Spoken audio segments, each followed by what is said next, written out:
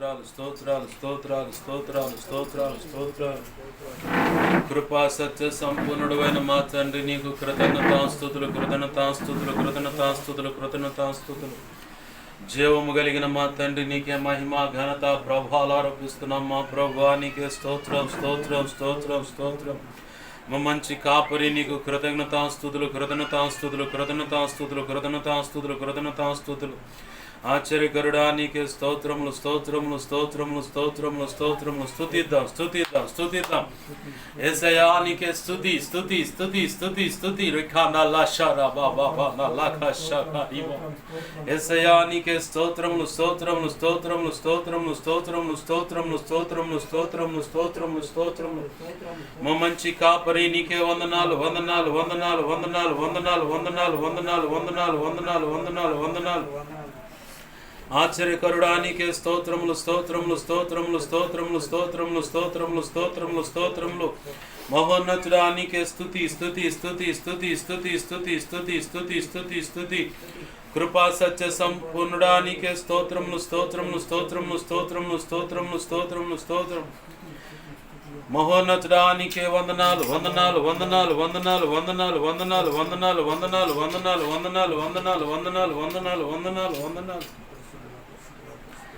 యేసయ్యా, నీకే స్తుతి స్తుతి స్తుతి స్తుతి స్తుతి స్తుతి స్తుతి స్తుతి స్తుతి స్తుతి స్తుతి స్తుతి స్తుతి స్తుతి. ప్రభువా, నీకే వందనాలు వందనాలు వందనాలు వందనాలు వందనాలు వందనాలు వందనాలు వందనాలు వందనాలు వందనాలు వందనాలు వందనాలు వందనాలు వందనాలు వందనాలు. స్తుతించి ఆనందించును, నా చింతలు మరచెదను.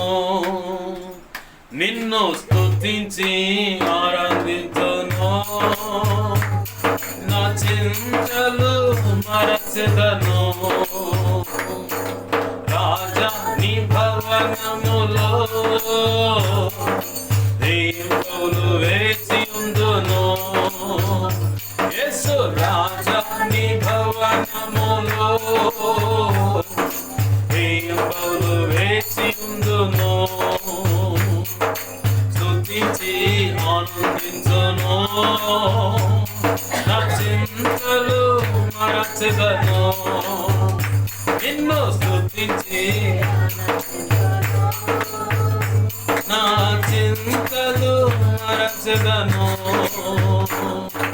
రాజా, నీ భవనములో దీపములు వేచి ఉందును.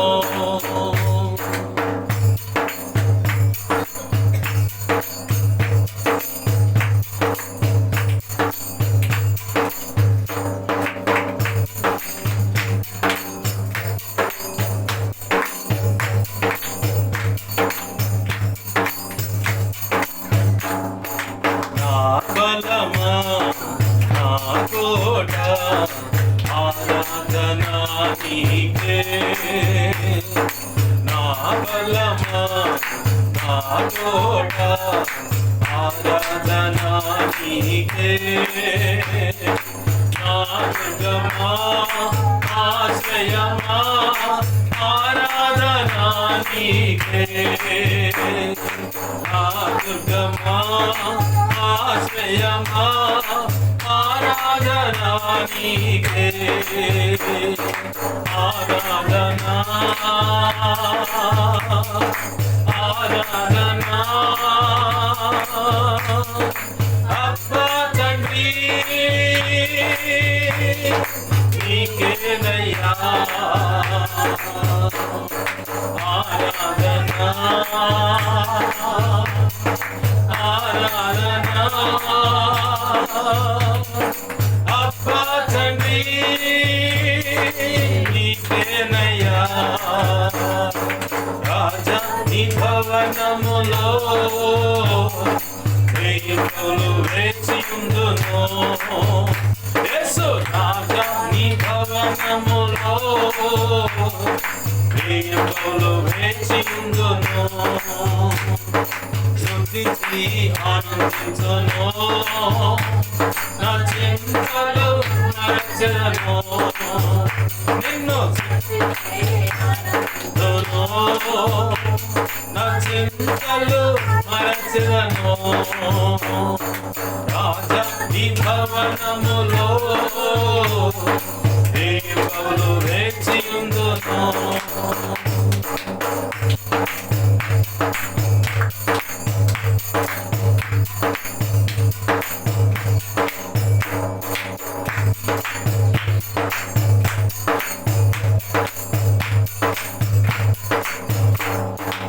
అంతటా నివసించు యెహోవా ఎల్లోయి, ఆరాధనా నీకే. అంతటా నివసించు యెహోవా ఎల్లోయి, ఆరాధనా నీకే. మా యొక్క నీతి యెహోవా సిక్కేను, ఆరాధనా నీకే. మా యొక్క నీతి యెహోవా సిక్కేను, ఆరాధనా నీకే. ఆరాధనా ఆరాధనా అబ్బా తండ్రి నీకేనయ్యా. ఆరాధనా ఆరాధనా అబ్బా తండ్రి నీకేనయ్యా. రాజా నీ భవనములో దేవులు వేచియుందును. యేసు రాజా నీ భవనములో దేవులు వేచియుందును. స్తుతించి ఆనందించును, నా చింతలు మరచెదను. నిన్ను స్తుతించి ఆనందించును, నా చింతలు మరచెదను. రాజా నీ భవనములో దేవులు వేచియుందును.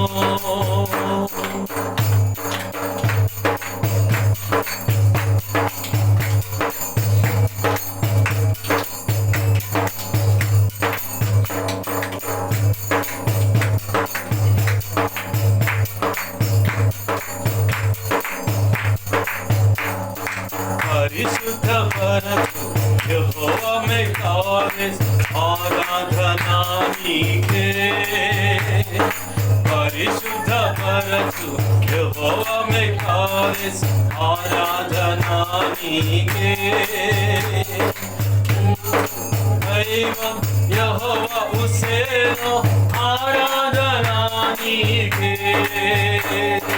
రూపించు దైవం యెహోవా హుస్సేను, ఆరాధనా నీకే. ఆరాధనా ఆరాధనా అబ్బా తండ్రి నీకేనయ్యా. ఆరాధనా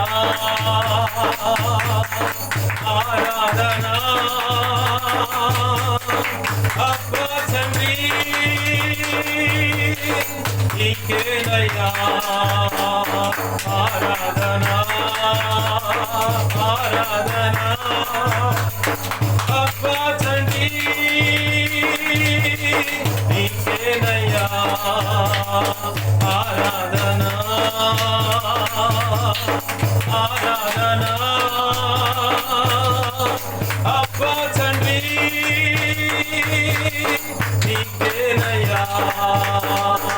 ఆరాధనా ఆరాధనా ఆరాధనా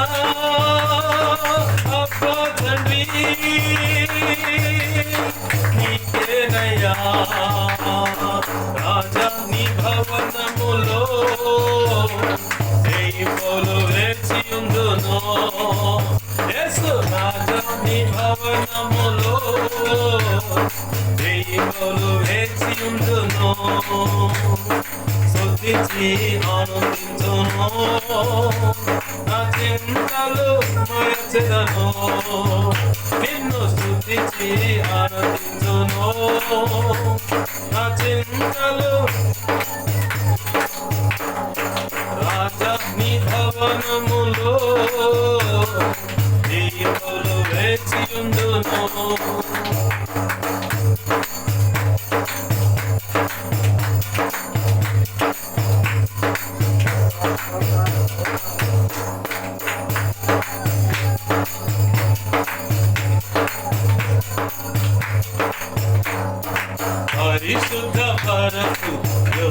में कारिस आराधना नीके परिशुद्ध परमु यहोवा में कारिस आराधना नीके रूपिंचु दैवम यहोवा उसेनो आराधना नीके रूपिंचु दैवम यहोवा उसेनो आराधना नीके आराधना आराधना अब्बा తండ్రి నీకేనయ్యా ఆరాధనా ఆరాధనా అబ్బా తండ్రి నీకేనయ్యా రాజా నీ భవనములో దేవులు వేచియుందును యేసు రాజా నీ భవనములో దేవులు వేచియుందును స్తుతించి ఆనందించును నా చింతలు మరచెదను నిన్ను స్తుతించి ఆనందించును నా చింతలు మరచెదను నిన్ను స్తుతించి ఆనందించును నా చింతలు మరచెదను నిన్ను స్తుతించి ఆనందించును నా చింతలు మరచెదను నిన్ను స్తుతించి ఆనందించును రిఖనల కషకర బబవనల కషకర రిఖనల కషకరి బబవనల కషకర రిఖనల కషకర బబవనల కషకరి బబవ రిఖనల కషకరి బబవనల కషకర రిఖనల కషకర బబవనల కషకర రిఖనల కషకర బబవనల కషకరి బబవ రిఖనల కషకర బబవనల కషకరి బబవ రిఖనల కషకర బబవనల కషకరి బబవ రిఖనల కషకర బబవనల కషకరి బబవ రిఖనల కషకర బబవనల కషకరి బబవ రిఖనల కషకర బబవనల కషకరి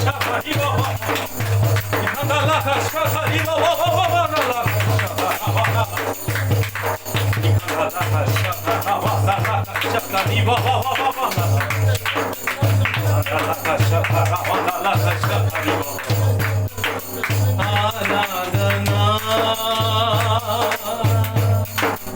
ఆరాధనా అబ్బా తండ్రి నీకేనయ్యా ఆరాధనా ఆరాధనా అబ్బా తండ్రి నీకేనయ్యా రాజా నీ భవనములో రేయింబోలు వేచియుందును యేసు రాజా నీ భవనములో రేయింబోలు వేచియుందును స్తుతించి ఆనందించును నా చింతలు మరచెదను నిన్ను స్తుతించి ఆనందించును నా చింతలు మరచెదను రాజా నీ భవనములో రేయింబోలు వేచియుందును యేసు రాజా నీ భవనములో రేయింబోలు వేచియుందును నా బలమ నా కోట ఆరాధన నీ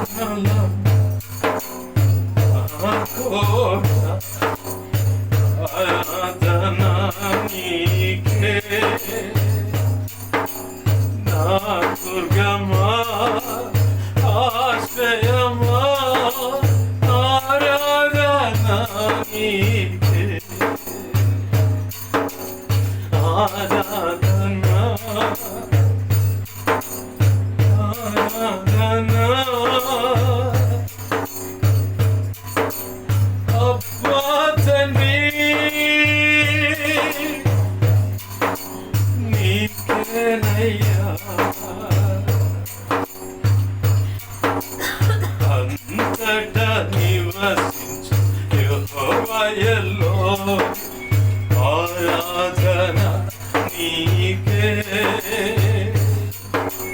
మా యొక్క నీతి యెహోవా సుకేమో ఆరాధన నీకే అంతట నివసించు యెహోవా లోకి ఆరాధన నీకే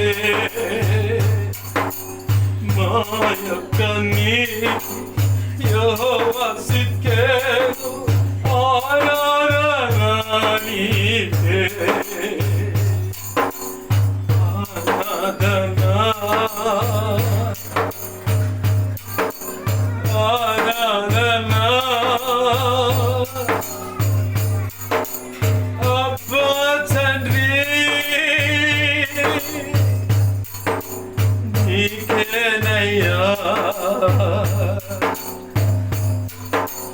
పరిశుద్ధ పరచు యెహోవా మెగాస్ ఆరాధన నీకే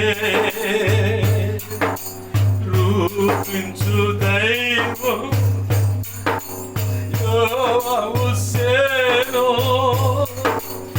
ఆరాధన నీకే పరిశుద్ధ పరచు యెహోవా ఆరాధన నీకే రూపించు దైవం యెహోవా హుస్సేనో ఆరాధన నీకే ఆరాధన ఆరాధన అబ్బా తండ్రి నీకేనయ్యా ఆరాధన ఆరాధన అబ్బా తండ్రి నీకేనయ్యా రాజా నీ భవనములో రేయింపవులు వేచియుందును యేసు రాజా నీ భవనములో రేయింపవులు వేచియుందును స్తుతించి ఆనందించును. అవును ప్రభువా, బలహీనమైన గడియల్లో మాకు బలంగా ఉన్నావు. ఇదిగో శత్రువు పొంచి ఉన్నప్పుడు కోటగా అడ్డు గోడగా నిలబడ్డావు దేవా. ఇదిగో ఆశ్రయంగా దుర్గమయ్యావు. ఇదిగో ప్రభు ఒక కొండగా అడ్డుగా నిలబడ్డావయ్యా. మమ్మల్ని మరుగుపరిచావు ప్రభు. శత్రువుకు నువ్వు కనపడ్డావయ్యా దేవా. దేవా ఇదిగో పొరపాటు చేసినప్పుడు తండ్రి యొక్క ఉగ్రత మా మీద పడకుండా ఆశ్రయపురమయ్యావు ప్రభు. యెహోవా మాతో పాటు అన్ని వేళల యెహోవా ఎలోహిముగా అన్ని వేళల అన్ని చోట్ల ఉండువాడు అని చెప్పన్నట్లుగా ప్రభు మాతో ఉన్నావయ్యా. మాకు నీతిని ధరింపజేసిన వాడు నీవే. నీతిమాలిన పనుల విషయంలో కానీ బుద్ధిహీనంగా అడుగులు వేసింది ఆయన బట్టి అయిన మురికిని కడిగి వేసి అయ్యా నీతి వస్త్రాన్ని ధరింపజేసిన బిడ్డ దేవా దేవుడు అయ్యా. దేవా దేవా నీ సన్నిధికి నీకు ఎన్నటెన్నటికి అనుకూలమైనది పరిశుద్ధతయే. పరిశుద్ధత లేకుండా ఎవడు దేవుని చూడలేడన్నా. నిన్ను నీతో ఉండటానికి నిన్ను చూడటానికి నీ సన్నిధిలో ఉండటానికి పరిశుద్ధపరచు. నీ పోలికగా ఇదిగోచండి మమ్మల్ని రూపిస్తున్న దేవా నీకే ఆరాధన, నీకే ఆరాధన, నీకే ఆరాధన సమర్పిస్తున్నా. స్తుతించి ఆనందించేదను, నా చింతలు మరచెదను. రాజా నీ భవనములో వేయింపలు వేచియుందును. అవును ప్రభువా, కొరహు కుమారులు అంటున్నారు అయ్యా నీ బలిపీఠం కింద పిచ్చుకలకు గూడు కట్టుకోవటానికి స్థలము దొరికిందయ్యా. ఇదిగో నా బ్రతుకు కాలం అంతా నీ దేవాలయం యొక్క వాకిట ఎదుట అక్కడ కనిపెట్టుకొని బ్రతికితే చాలయ్యా అని చెప్పని ఆశపడ్డారు ప్రభు. శపించబడ్డ సంతానం అయ్యేవాళ్ళు, తల్లిదండ్రులు తిరుగుబాటు చేసి ఇదిగో కొరహు, దాతాన్, ఎమ్రి అనేవాళ్ళు మోషేకు ఎదురు తిరిగితే భూమి నెరవేర్చి వారికి కలిగిన సమస్తమును, బంధువులను కలిగిన మొత్తాన్ని, పశు సంపదతో సహా పసిబిడము పెద్దల మొత్తాన్ని మృంగివేసిందయ్యా. నరకం అట్లా నోరు తెరిచి, భూమి నోరు తెరిచి మింగివేసిందని లేఖనం సాక్ష్యమిస్తుంది.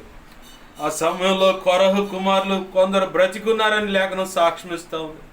మోషే కావాలి, మోషే నడిపిస్తున్న నాయకుడైన యేసయ్య మాకు కావాలని వాళ్ళు పక్కకు వచ్చారయ్యా, చరిత్రకు ఎక్కారు. దేవా మా బ్రతుకులు ఇదిగో తండ్రి నీకు బాగా తెలుసయ్యా.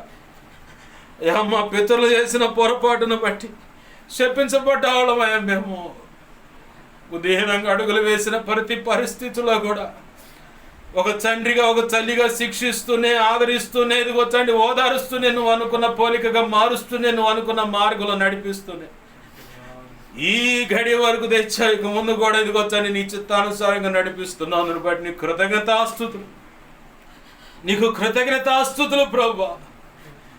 పరిశుద్ధ గ్రంథం చరిత్ర సాక్ష్యం ఇస్తుందయ్యా. ఇదిగో వారు బ్రతికినట్టుగా మీరు బ్రతకక, బుద్ధి కలిగి దేవుడు కోరుకున్నట్టు బ్రతకాలని బుద్ధి కలుగుటకు ఈ లేఖనాలు రాయబడ్డాయని దేవా కొరింథీ పత్రికలో సాక్ష్యం ఇస్తుండగా అయ్యా ఇంకా నిర్లక్ష్య ధోరణితో మేము బ్రతుకుతుంటే క్షమించు క్షమించు క్షమించయ్యా. చిన్నపాటి ఆరాధన దేవా గైకొనండి అయ్యా. ధారాళమైన నీ ఆత్మ నడిపింపు, లేఖన ప్రత్యక్షత, ఆత్మ ప్రత్యక్షతను అనుగ్రహించి దేవా మేము సంపూర్ణ స్థితి పొందినట్లుగా ఈ భూమి మీద నువ్వు మా పట్ల కలిగినటువంటి ప్రణాళిక, నువ్వు మా మీద పెట్టుకున్నటువంటి ఆశలు, కోరికలు అయ్యా నీ సంతోషం పరిపూర్ణమైనట్లుగా నెరవేర్చి అయ్యా అయ్యా అయ్యా ధైర్యంగా క్రీస్తు న్యాయపీఠాన్ని ఎదుర్కొని ఆనాడు బహళా మంచి దాసుడాలని నీ చేత మెప్పు, ఘనత, మహిమ, బహుమతులు అందుకొని నీ చేతిలో ప్రవేశించి వధువులో నువ్వు నిర్ణయించిన ఉన్నత స్థానంలో నిలచి యుగ యుగాలు నీతో కలిసి నిత్య రాజ్య పరిపాలన చేసి నిన్ను మాయంపరుచుకునే ధన్యత కలుగునట్లుగా ఉపదేశించి మనం బలపరిచి మా చేయి పట్టుకు నువ్వు నడిపించి నువ్వు మాత్రమే మహిమ పొందమని బతిమలాడుచు ఈ రీతిగా ఆరాధన చేసుకోవడానికి మాలో మీరుండి ఆరాధన జరిగించినందుకు, పరిశుద్ధాత్మలోను అగ్నిలోను బాప్తిస్మం అనుగ్రహించి పరిశుద్ధాత్మ చేత ప్రాణాత్మ శరీరాలను సంతృప్తి పరిచినందుకు, నీవు కోరుకున్న రీతిగా మమ్మల్ని సిద్ధపరచుకున్నందుకు కృతజ్ఞతాస్తుతులు చెల్లిస్తూ ఉపదేశం ద్వారా మాతో మీరు మాట్లాడమని బతిమలాడుతూ ఇంతవరకు నడిపించిన తండ్రి ఇక ముందు నడిపిస్తున్నందుకు నీ కృతజ్ఞతాస్తుతులు చెల్లిస్తూ యేసయ్యను తనంత శక్తి గల నామమున అడిగి వేడుకొని ప్రార్థించి సమస్తం పొందుకొని నిన్ను మహింపరచుకుంటూ నీ కృపాస్తాలకు నన్ను మమ్మల్ని అప్పచెప్పుకుంటున్నావు మా తండ్రి. ఈ ఆరాధన మీ పాదం సమర్పించి నిన్ను గొప్ప చేసుకుంటున్నావు మా తండ్రి. ఆమేన్, ఆమేన్, ఆమేన్.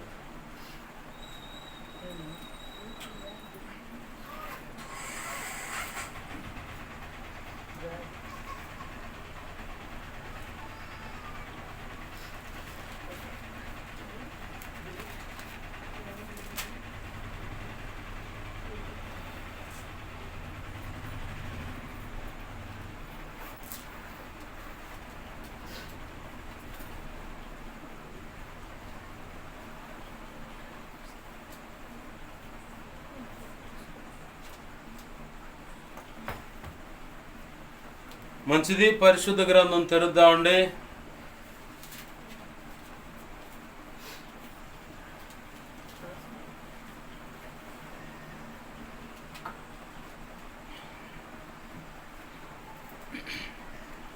ఆదికాండము 26వ అధ్యాయము 1-2 వచనాలు చూడండి.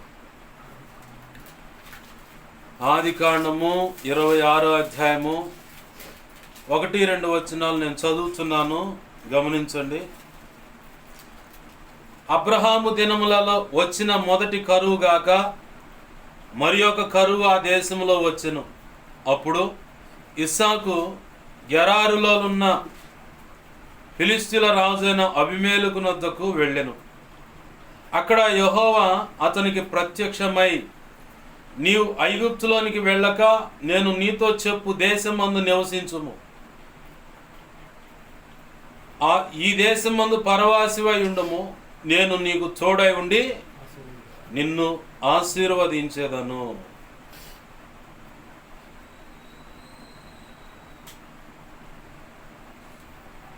ఆమేన్. చిన్న మాట ప్రార్థన చేసుకుందాం.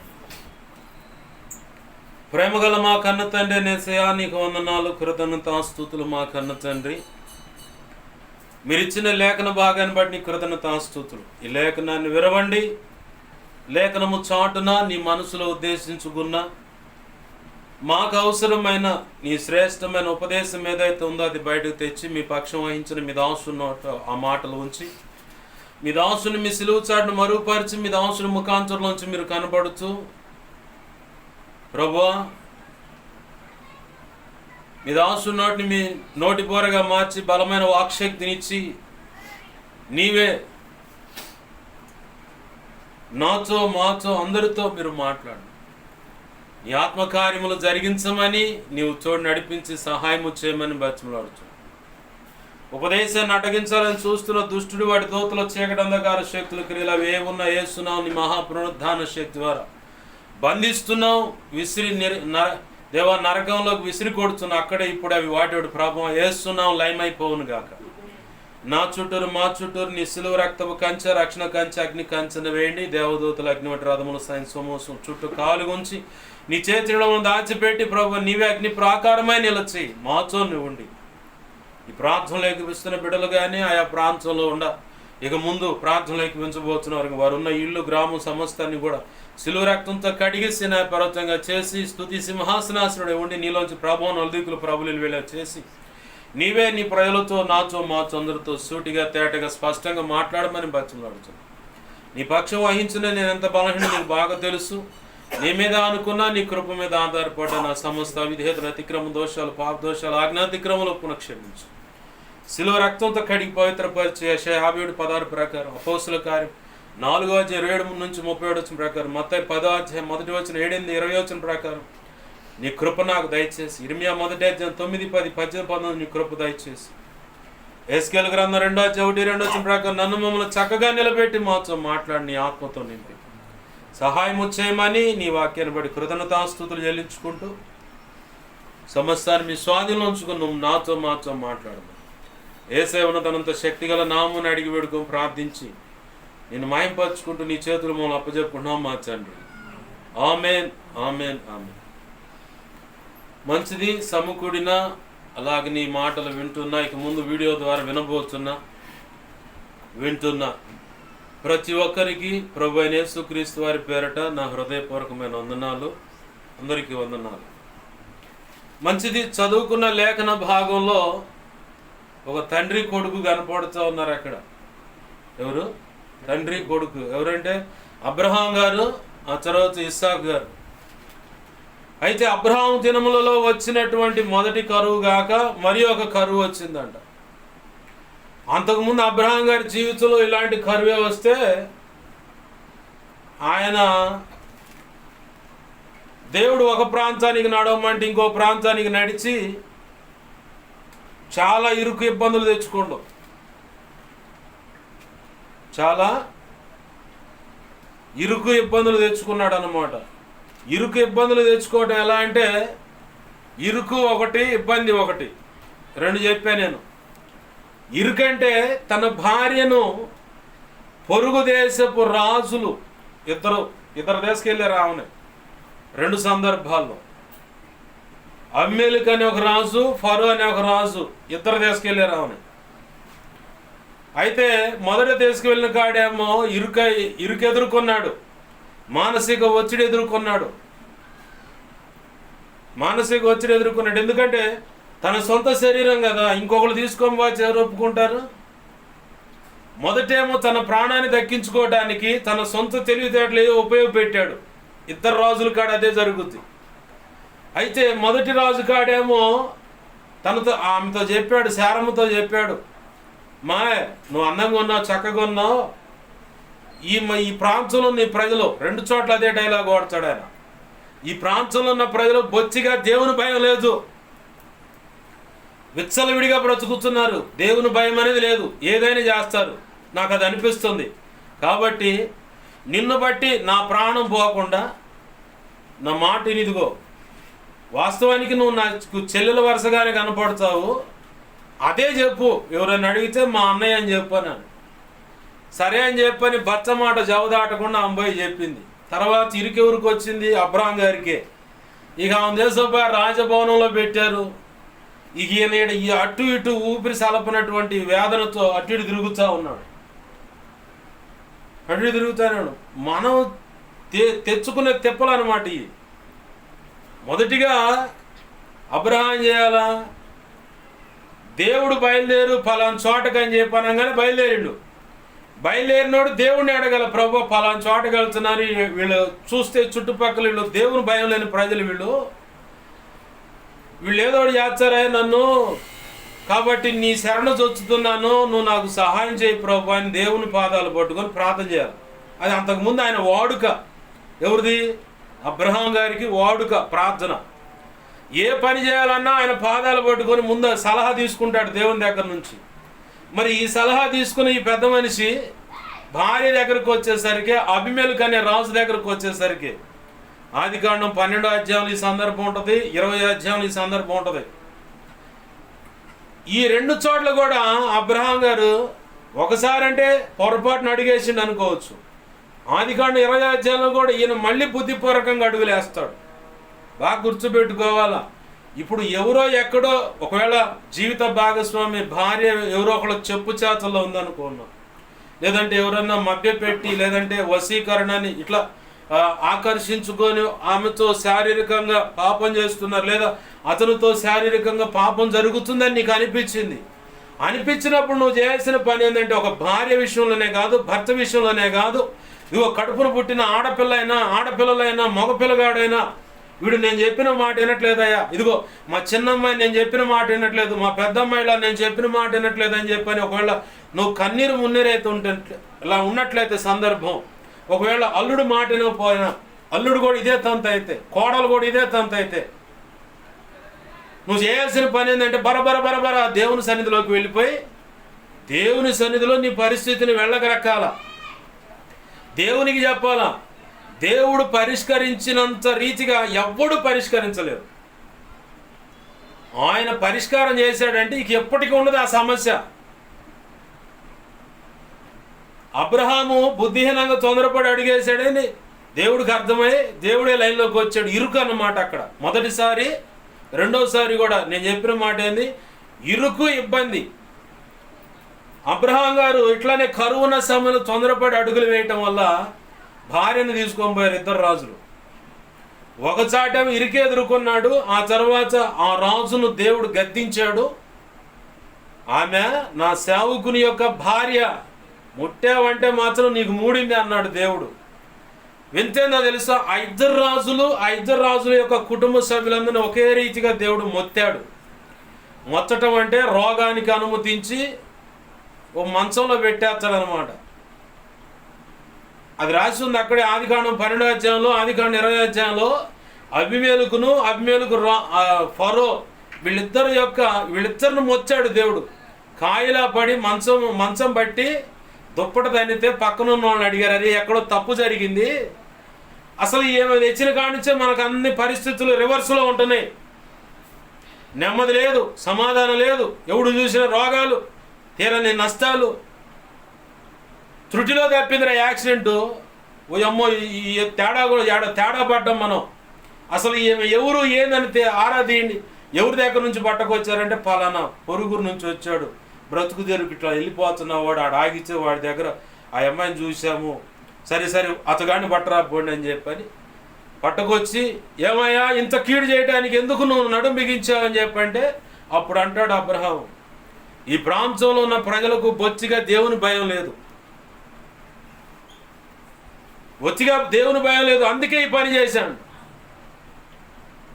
ఒక చోటేమో ఈ రెండు చోట్ల దేవుడు వాళ్ళను మొచ్చాడట, అలాగనే వాళ్ళ స్త్రీల యొక్క గర్భాలను మూసాడట. అంటే ఇక పిల్లలు కనటానికి లేదు. ఈ కీడు తొలగిపోయిందాక ఇక అది ఆ కీడు అనమాట. ఇలాంటి పరిస్థితుల్లో ఒకవేళ ఆధ్యాత్మిక జీవితంలో కూడా ఇలాంటి ఇరుకులు ఇబ్బందులు ఉంటాయి, భౌతికమైన జీవితంలో కూడా నీ వస్తువు ఏదైనా సరే, నీది కానీ ఒక వ్యక్తిని, నీ యొక్క వ్యక్తిని వేరొకడు నీకు కాకుండా ఎవరైనా లాక్కొని పోవాలని చూస్తే వాళ్ళకి మొదలైతే ఆట. నువ్వు కరెక్ట్గా నిలబడి దేవుని పాదాలు పట్టుకుని ప్రార్థన చేస్తే దుమ్ముగా కొట్టుకుంటూ తెస్తాడు అనమాట. యేసయ్య ఖచ్చితంగా జరుగుతుంది. నేను చాలా చూశాను ప్రార్థన చేసినప్పుడు నేను చాలా చూశాను అన్నమాట. అసలు ఇది జరుగుద్ది అంటారా పాస్టర్ గారు అంటారు కొంతమంది. జరుగుద్ది అక్షరాల. ఇంకొక మాట మీకు చెప్పి ఆ జరిగేది ఏదో వివరం చెబుతాను. రెండోది ఏమన్నాను, ఇరుకు, ఇబ్బంది. ఏంటంటే హాగర్ వచ్చింది రెండవ చోట. ఆదికాండం 20వ అధ్యాయం కాడ చూస్తే హాగరమ్మ వచ్చుద్ది. ఇది ఇబ్బంది. ఇప్పుడు ఆ రాగానే శారమ్మ తొందరపడి ఒక ఆలోచన చేసి భర్త దగ్గర పంపిస్తే ఆమె గర్భం దాల్చి పిల్లగాడిని కాదు. ఇక మొదలైంది ఇక ఆట, ఇబ్బంది అనమాట. అంతకు 2 చోట్ల ఇరుకు ఎదుర్కొన్నాడు. ఈ రెండవ చోట ఇబ్బంది కూడా మొదలు తెచ్చుకున్నాడు. ఏంది ఈ ఇబ్బంది వల్ల ఎవరికి నెమ్మది లేదు? అబ్రాహాముకి నెమ్మది లేదు. తెలిసి తెచ్చుకున్న తెప్పలు అన్నమాట. తెలిసి తెచ్చుకున్న తెప్పలు. ఒక్కొక్కళ్ళు ఏం చేస్తారంటే తొందరపడి తెలివితేటలను ఉపయోగపెట్టి ఈ పరిస్థితిని బట్టి ఈ వ్యక్తితో మనం దగ్గరగా ఉంటే, ఈ వ్యక్తి వల్ల సహాయం అందుకుంటే ఆ సహాయాన్ని బట్టి మనం ఈ ఇరుకు తప్పించుకొని అవతలకి వెళ్ళిపోతాం.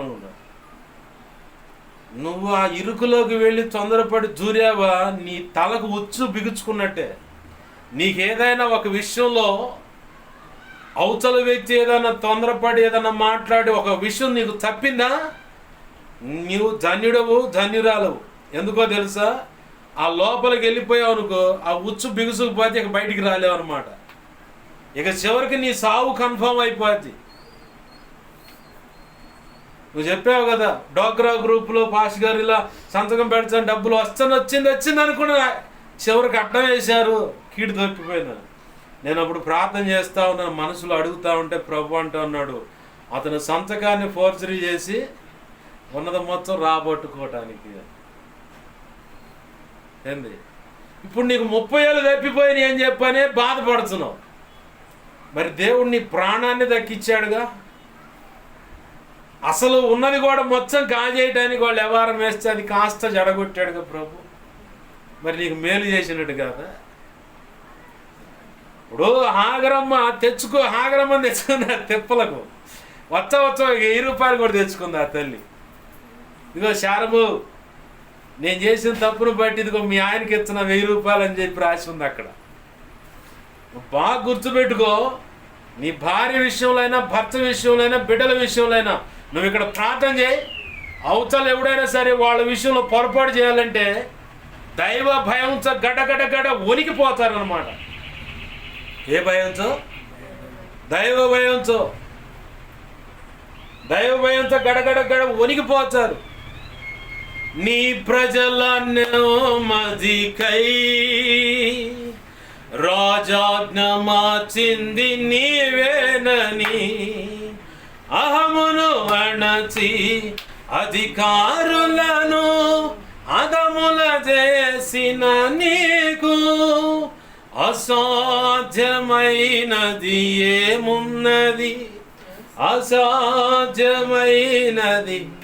ఏమున్నది? పాట బాగానే పాడి, కానీ నమ్మలేము. దేవుడు మారుస్తాడంటావు పాస్టర్ గారు, దేవుడు ఆ వ్యక్తి విషయంలో భయం కలుగు చేస్తాడంటారా పాస్టర్ గారు అని చెప్పని చాలామంది అడుగుతారు.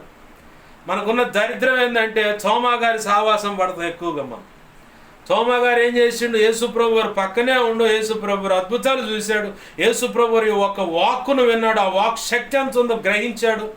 యేసుప్రభు వారు అద్భుతాలు చేస్తే అద్భుతాల్లో ఉన్నటువంటి ఒక సందర్భం, 2 సందర్భాలు అనుకుందాం. ఆహారాన్ని, రొట్టెలను, ఆ చేపలను ఆశీర్వదించి పంచితే అన్ని వేల మంది తినంగా, వీళ్ళు తినంగా అందరూ తృప్తి తీరా తిన్నారంట. అవన్నీ తెచ్చి పక్కన గంపలకి ఎచ్చి లెక్క చెప్పారు. ఇదంతా బాగానే ఉందా? ప్రభు చనిపోయాడయా 3వ రోజు తిరిగి లేస్తాను అన్నాడు కదా అంటే నేను నమ్మను. ఏంటిది?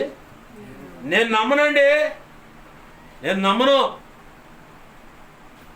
తోమా గారి సావాసం చేస్తాం అనమాట మనం. ఆయన ఏమన్నా తోమా గారు ఆ గాయాలలో నా వ్రేళ్ళు పెట్టి తరికించి పరిశీలనగా చూసి నిజముగా ఈ గాయాలా కాదని కన్ఫర్మేట్ చేసుకొనే అప్పుడు నమ్ముతాను. ప్రభు శిష్యులంతా ఏకాంతంగా గదిలో ఉన్నప్పుడు వచ్చాడు, కానీ తోమా లేడు అక్కడ.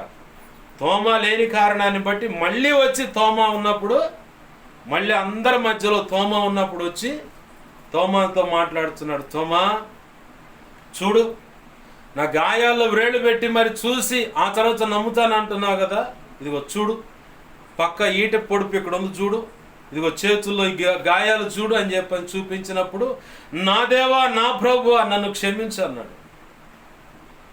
చూసి నమ్మిన వాడికంటే చూడకుండా నమ్మిన వాడే ధన్యుడు అన్నాడు. అన్నమాట అండ. ఇప్పుడు మన బ్యాచ్ అంతా ఆడిపోతే అంటే ఆ తోమా గారి సావాసం పడుతుంది. నీ జీవితాలు ఎన్ని అద్భుతాలు చేశాడు ప్రార్థన చేస్తే, పక్కన వాళ్ళ జీవితాల కోసం ప్రార్థన చేస్తే వాళ్ళ జీవితాలు ఎన్ని అద్భుతాలు చేశాడు, పరిచర్య కోసం ప్రార్థన చేస్తే దేవుడు ఆశ్చర్యకరంగా సహాయం అందించాడు కదా. అనారోగ్య సమస్య అయితే ఇదిగో ప్రభు అంటే దేవుడు సహాయం చేశాడు కదా. అయ్యో వాళ్ళు వచ్చి మీద పడతారు, నా షర్ట్ పట్టుకొని నిలదీస్తారు, ప్రభు నన్ను ఆదుకో అని చెప్పంటే అప్పుల వాళ్ళ విషయంలో దేవుడు మాట్లాడితే ఆగలేదా? ఇన్ని జరిగినాయి కదా, మరి నీ భార్య ఎందుకు మారదని ఎందుకు డౌట్ పడుతున్నావు? నీ భర్త మారడానికి ఎందుకు డౌట్ పడుతున్నావు? నా బిడ్డ మారదు అని చెప్పని ఎందుకు డౌట్ పడుతున్నావు? నా కొడుకు చేతికి రావడం అని చెప్పని ఎందుకు అనుకుంటున్నావు? మా దరిద్రం హింసే ఇక మారదు అని ఎందుకు అనుకుంటున్నావు? నానా రకాలు ఇదిగో ఈ బిడ్డ చేసిన పొరపాటును బట్టి, ఈడు చేసిన పొరపాటును బట్టి, ఈ పిల్ల చేసిన పొరపాటును బట్టి నలుగురు నానా రకాలుగా నిందలేస్తా నీచమైన మాటలు మాట్లాడుతున్నారు. ఇక మా బ్రతుకులకి ఇంతేనా అని ఎందుకు డౌట్ పడుతున్నావు? లోకము నానా రకాలుగా కాకులై కోతలు కోస్తూ ఉంటారు. మరి ముఖ్యంగా యేసు ప్రభువును నమ్ముకున్నా, యేసు ప్రభువును వెంబడిస్తున్నా, రక్షణ లేకపోయినా దేవుని సన్నిధికి వెళుతున్నా భూతత్వం వేసి మరి ఎతుకుతారు నీ బ్రతుకుని, నీ తీరుని, నీ మాటని, ప్రతి విషయాన్ని. ఎందుకో తెలుసా? మమ్మల్ని కాదని అడిపోయారు కదా అని చెప్పి. మొన్న ఈ మధ్య ఒక తమ్ముడిని అడుగుతూ ఒక అన్న అడుగుతున్నాడు తమ్ముడు గురించి, అన్నా మా పద్ధతులు మా అభిప్రాయాల ప్రకారం మేము భక్తి సాధన చేస్తున్నాం, అయితే అదుగొదుగో పలానా ఒకడున్నాడే వాడు ఈ పద్ధతి ఈ బ్రతుకు కాదని అక్కడేదో ప్రత్యేకంగా ఉందని అక్కడికి వెళ్ళాడు. ఓకే, వెళ్ళినోడు నమ్మకంగా కొనసాగుతున్నాడు. ఓకే, పరాయి వాని యొక్క భార్యను వాడు ఆశించటం ఏందన్నా, ఇది కరెక్టేనా చెప్పాడు. నేను చెప్పా 2019 నుంచి వాడిని మొత్తుకుంటున్నాను నేను, నిన్ను వదిలిపెట్టినా దేవుణ్ణి ఖచ్చితంగా రోడ్డు మీదకి లాగుతారు, దైవజనుడు లాగుతారు రోడ్డు మీదకి, దేవుని సంఘాన్ని లాగుతారు రోడ్డు మీదకి. ఎందుకంటే లోకంలో ఎన్నో కంచలు ఉన్నాయి. వాళ్ళ కంచలు వారు ఎరుగక దేవుణ్ణి వెంబడిస్తున్న వారి విషయంలో ప్రత్యేకంగా కొలతలు కొలుస్తా లెక్కలేస్తూ ఉంటారు. జాగ్రత్త జాగ్రత్త అని చెప్పానయ్యా, కానీ ఆ దౌర్భాగ్యుడు ఈ పని చేశాడు. ఏం చేయమంటాం, నేను కూడా తలదించుకోవాల్సి వస్తుంది. దేవుడు లెక్క అడుగుతా చూస్తుంది, లెక్కలన్నీ చూస్తూ ఉంటుంది లోకం. గురిగింజ ఎలా ఉంటుంది? చాలామంది ఈ పెద్ద గురివిందండి, వీడు పెద్ద గురివింద, ఏమే పెద్ద గురివింద అంటే గురిగింజకు కింద నలుపు అనేది ఒకటి ఉంటుంది. పై భాగం అంతా ఎర్రగున్నా లేదు, పై భాగం చల్లగున్నా కింద నలుపు అనేది ఉంటుంది. అంటే తన కింద ఉన్నది ఏదో తను చూసుకోకుండా పక్కన వాళ్ళది ఏ వైపు చూస్తూ ఉంటుందని చెప్పని అర్థం చెప్తూ ఉంటారు. లోకంలో ఉన్నటువంటి వాడుక భాష అది. లోకస్తులకు ఎన్నో లోపాలు ఉంటాయి, ఎన్నో కంచలు ఉంటాయి, ఎన్నో నీచమైన పద్ధతులు, బంధాలు, అక్రమ సంబంధాలు ఉంటాయి. కానీ అవి ఏమి పట్టించుకోకుండా నీ వైపే చూస్తూ ఉంటారు. జాగ్రత్త జాగ్రత్త. రంధ్రాన్వేషణ చేయటమే లోకానికి ఉన్న పద్ధతి. కాబట్టే క్రైస్తత్వంలో భక్తి సాధన చేస్తూ నడవటం అనేది చాలా కష్టంగా అనిపిస్తుంది. అవేవి పట్టించుకోకుండా నీ పద్ధతుల్లో నువ్వు దేవుని ఎదుట నమ్మకంగా కొనసాగుతుంటే నీకు అవి పెద్దగా అనిపించవు. ఇదిలిచ్చాడు పక్కన పడేసి ముందుకు వెళ్ళిపోతూ ఉంటావు.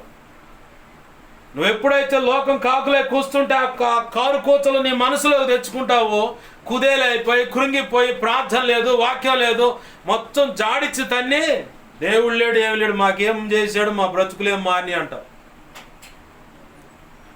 నువ్వు అవి తెచ్చుకోమాక నీ హృదయంలోకి ఈడ్చి తన్ను వాటిని. నువ్వు దేవుడు నీకు చెప్పిన పని మీద గురిపెట్టు. దేవుడు నిన్ను పిలుచుకున్న పని మీద ఆశ కలిగి బ్రతుకు. దేవుడు ఆశించిన రీతిగా నీ బ్రతుకు భక్తి సాధన చేస్తా, బ్రతుకు కట్టుకో. అప్పుడు నువ్వు కృప పొందుతావు. లేదనుకో లోకం నానా రీతులుగా కాంకులేకి వస్తానే ఉంటుంది. అది వాళ్ళు అన్న మాటలు నీ మనసులో పెట్టుకున్నావు అంటే నువ్వు కృంగిపోతావు. నీ పట్ల దేవునికి గొప్ప ప్రణాళిక ఉంది కాబట్టి సైతాను గాడు మొదటిగా నిన్ను టార్గెట్ చేసి పరిశుద్ధతలో గాయపరచడానికి, దాడి చేయడానికి చూస్తాడు. నీ తలంపులు, ఊహలు, ఆలోచనలు, హృదయాన్ని, మనసును డిస్టర్బ్ చేస్తాడు. ఇక అక్కడ డిస్టర్బ్ అయ్యావంటే ఇక చాలు, నీకు ప్రార్థన నడవదు, విజ్ఞాపన చేయలేవు, వాక్యం చదవలేవు. ఇక వాళ్ళు అన్నారండి ఇట్ట, ఆమె అందండి ఇట్ట, మా అమ్మ ఇట్ట అందయ్యా, మా నాన్న ఇట్ట అన్నాడు నన్ను, లేదా మా అన్న ఇట్ట అన్నాడు, మా చెల్లి ఇట్ట అంది, ఇదిగో మా బంధువులు ఇట్ట అన్నారు, మేము వెళుతున్న సంఘంలో ఫలానా, ఇదిగో మేము ఇలా ఇన్ని కులాల వాళ్ళు మేము కలిసి ఉంటున్నాం, ఫలానా కులపోళ్ళు ఈ మాట అన్నారు నన్ను, మా అమ్మని అన్నారు, మేమంత నీతిగా బ్రతుకుతుంటే ఇట్టంటారా మమ్మల్ని అని చెప్పని ఇక కూర్చొని ఇక ఆడవటమే తప్ప రెండోది ఉండదు. ఈ గాయాలు నీ మీదకి వస్తున్నాయంటే నువ్వు బాగా గుర్తుపెట్టుకోవాలి. నువ్వు దేవుని ప్రణాళికలో నీవు నీ కుటుంబం ఒక ప్రత్యేకంగా ఉన్నారు. ప్రత్యేకంగా ఉన్న నిన్ను ఆధ్యాత్మిక పరిపక్వతలోకి రాకుండా, ఆధ్యాత్మిక ఎదుగుదల నీలో కలగకుండా, దేవుడు అనుకున్నటువంటి ప్రార్థన నీ ద్వారా జరగకుండా, ఎందుకంటే బలహీనురాలివే, నువ్వు బలహీనుడివే, కానీ నువ్వు చేసే 5 నిమిషాలు 10 నిమిషాల ప్రార్థన దేవుణ్ణే భూమి మీదకి తీసుకొచ్చి సైతాను యొక్క కోట గోడలన్నిటిని కూల్చివేసి అనేకుల జీవితాలు విప్లవాత్మకమైన మార్పు తెచ్చి దేవుడు అనుకున్న పని భూమి మీద ఘనంగా జరిగిస్తూ ఉంటుంది. అది ఎవరికి నచ్చుద్ది? ఆధ్యాత్మిక పరిపక్వత కలిగిన వాళ్ళకి నచ్చుద్ది, దేవునికి నచ్చుద్ది. మొదటిగా దేవునికి నచ్చేది, ఆ తర్వాత ఆధ్యాత్మిక పరిపక్వత కలిగిన వాళ్ళకి నచ్చుద్ది. ఇంకా బాగా శత్రుత్వం కలిగింది ఎవరు? సైతాను గాడు, వాడి దోచులు, లేదంటే ఈ ప్రాంతంలో తెస్తేసుకొని కూర్చున్న దురాత్మలు, చీకటి అంధకార శక్తులు, లేదా చేతబడి, చిల్లంగి, బాలమణి, క్షుద్రపు, వశీకరణ, వీటికి సంబంధించిన కొన్ని దురాత్మలు మళ్ళీ వస్తూ ఉంటాయి కొత్తవి. వాటికి నచ్చదు. దేవుని యొక్క బలమైన సన్నిధి మన మధ్యలో ఉంటే అవి పరారైపోతాయి. అలా రావటానికి కారణం ఎవరు? నువ్వే కదా. నువ్వు మోకాళ్ళు వేయబట్టే కదా. అదే నువ్వు మోకాళ్ళు లేకుండా నిన్ను మానసికమైన మాటల చేత గాయపరిస్తే నువ్వు మోకాళ్ళు వేస్తావా? ఏముండదు.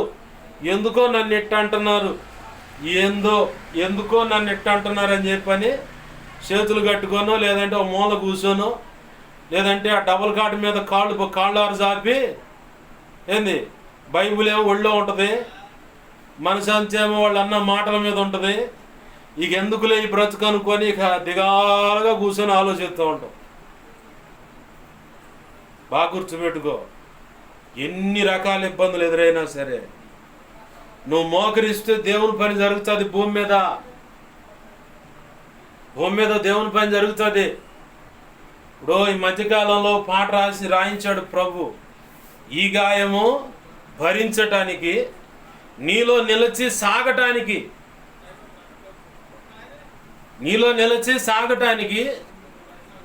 యేసయ్యా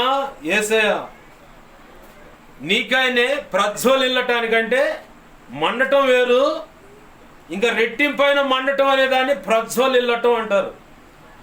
నేను నీకోసం ప్రజ్వలిల్లాలి, అలాగే అనేకులను నీకై ప్రజ్వలింప చేయుటకు మహారోషం కలిగి భక్తి ప్లస్ సేవ, ఏది నీ నామ ఘనతకై నేను పరిశుద్ధాత్మ అభిషేకంతో కొలత లేకుండా నాపై కురిపించు, కొలత లేకుండా పరిశుద్ధాత్మ అభిషేకంతో నన్ను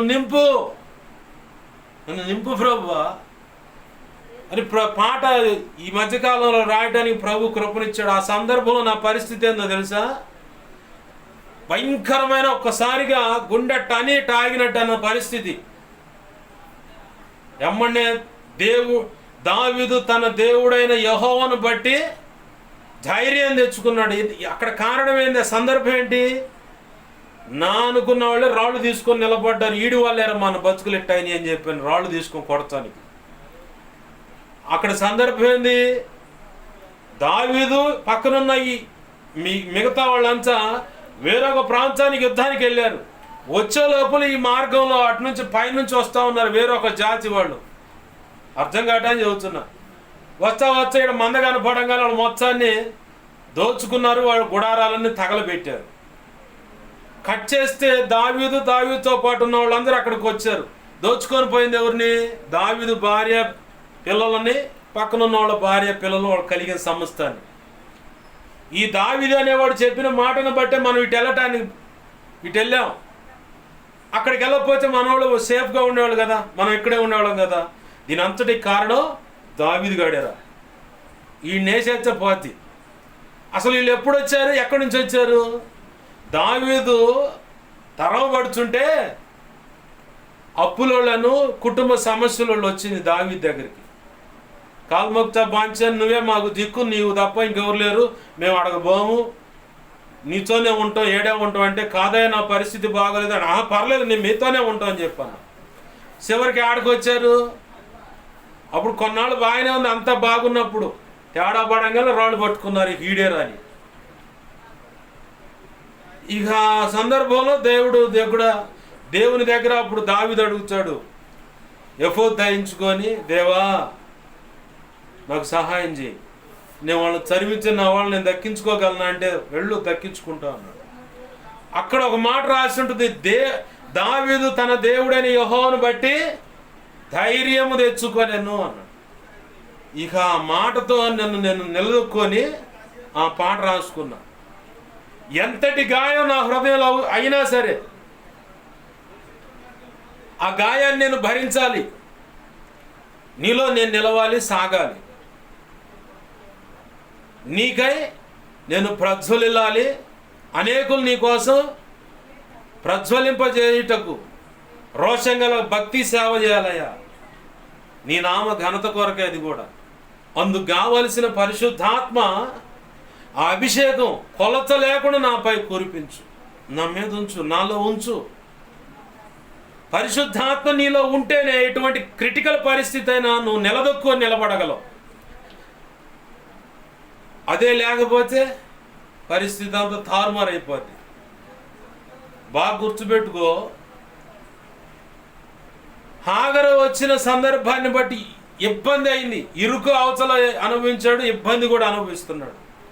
ఎవరు ఎదుర్కొంటున్నారు? కుటుంబ యజమానుడే తొందరపాటు చేసిన నిర్ణయం, తొందరపాటు చేసినటువంటి పద్ధతులు. ఒకవేళ నీ జీవితంలో నీ భార్య వల్ల కానీ, నీ భర్త వల్ల కానీ, నీ పొరుగు వారి వల్ల కానీ ఏదైనా ఇరుకు ఇబ్బంది ఎదుర్కొంటున్నట్లయితే, వాళ్ళ వల్ల ఇంత నష్టం అవుతుందయ్యా, ప్రాణహాని కూడా నాకు పొంచి ఉంది, రహస్యంగా మంత్రప్రయోగాలు చేస్తున్నారయ్యా, చాతబళ్ళని, పేర్లు పట్టాను, ఫోన్ నెంబర్లను పట్టాను.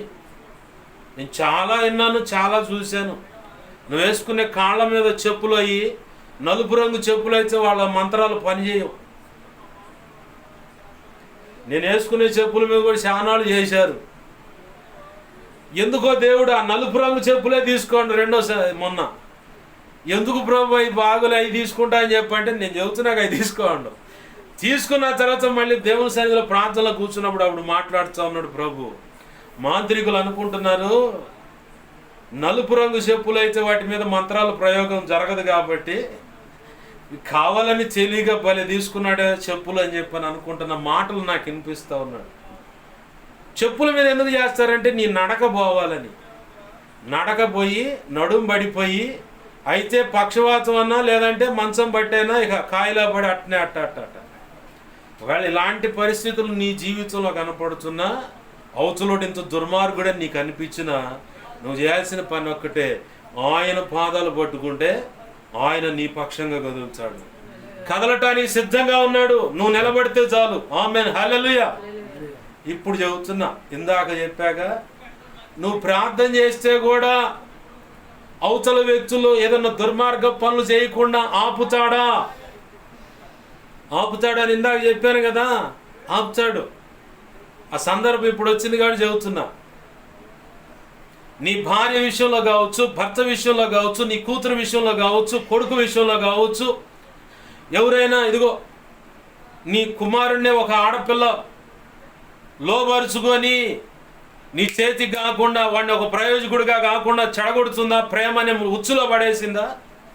లేదు నీ కూతుర్ని కూడా ఎవరైనా సరే ప్రేమని ఉచ్చులో పడేసి నీకు కాకుండా నువ్వు చెప్పిన మాట వినకుండా, లేదంటే శారీరకంగా వారితో కలవటం అనేది నీకు తెలిసి అది నీకు తెలియకుండా చాటుగా జరుగుతుందన్న అనుమానం నీకుందా? భర్త విషయంలో అలాంటి అనుమానం ఉందా? భార్య విషయంలో అలాంటి అనుమానం ఉందా? అయితే నీకు శుభవార్త, ఇలా ప్రార్థన చేయి. ఇలాగ ప్రార్థన చేయి. ఓ యవనస్తురాలు ఒక ఆఫీసులో చేరింది. అక్కడున్న మేనేజరు కన్నింగ్ మైండ్ అంట. వాడికి ఏదైనా సరే ఆ వ్యక్తిని చూస్తే ఎలాగైనా ఆమె శరీరాన్ని అనుభవించాలి, అంటే శారీరకంగా కలవాలి. దానికి వాడు ఎంతగానో దిగజారిపోతాడట. అయితే ఈ యవనస్తురాలు బాప్తీసు అనుభవంలోకి ఉండి దేవుని యందు వినయ భయభక్తులు కలిగి తన బ్రతుకు జీవితాన్ని కొనసాగిస్తూ పొట్టకూటి కోసం ఒక ప్రాంతంలో అదే ఆఫీస్కి వెళ్ళిందేమో ఒక ఎంప్లాయీగా. వెళితే చేరిన కానించుడు ప్రత్యేకంగా ఆమె దగ్గరకు వచ్చి పక్కన నిలబడి కొంచెం రాసుకుంటా పూసుకుంటా కలివిడిగా మాట్లాడుతూ అనే వ్యవహారం చేస్తాడంట. ఈమెకు డౌట్ వచ్చింది, అసలు వీడి సంగతి ఏందని ఎంక్వైరీ చేస్తే వీడిది కన్నింగ్ మైండ్.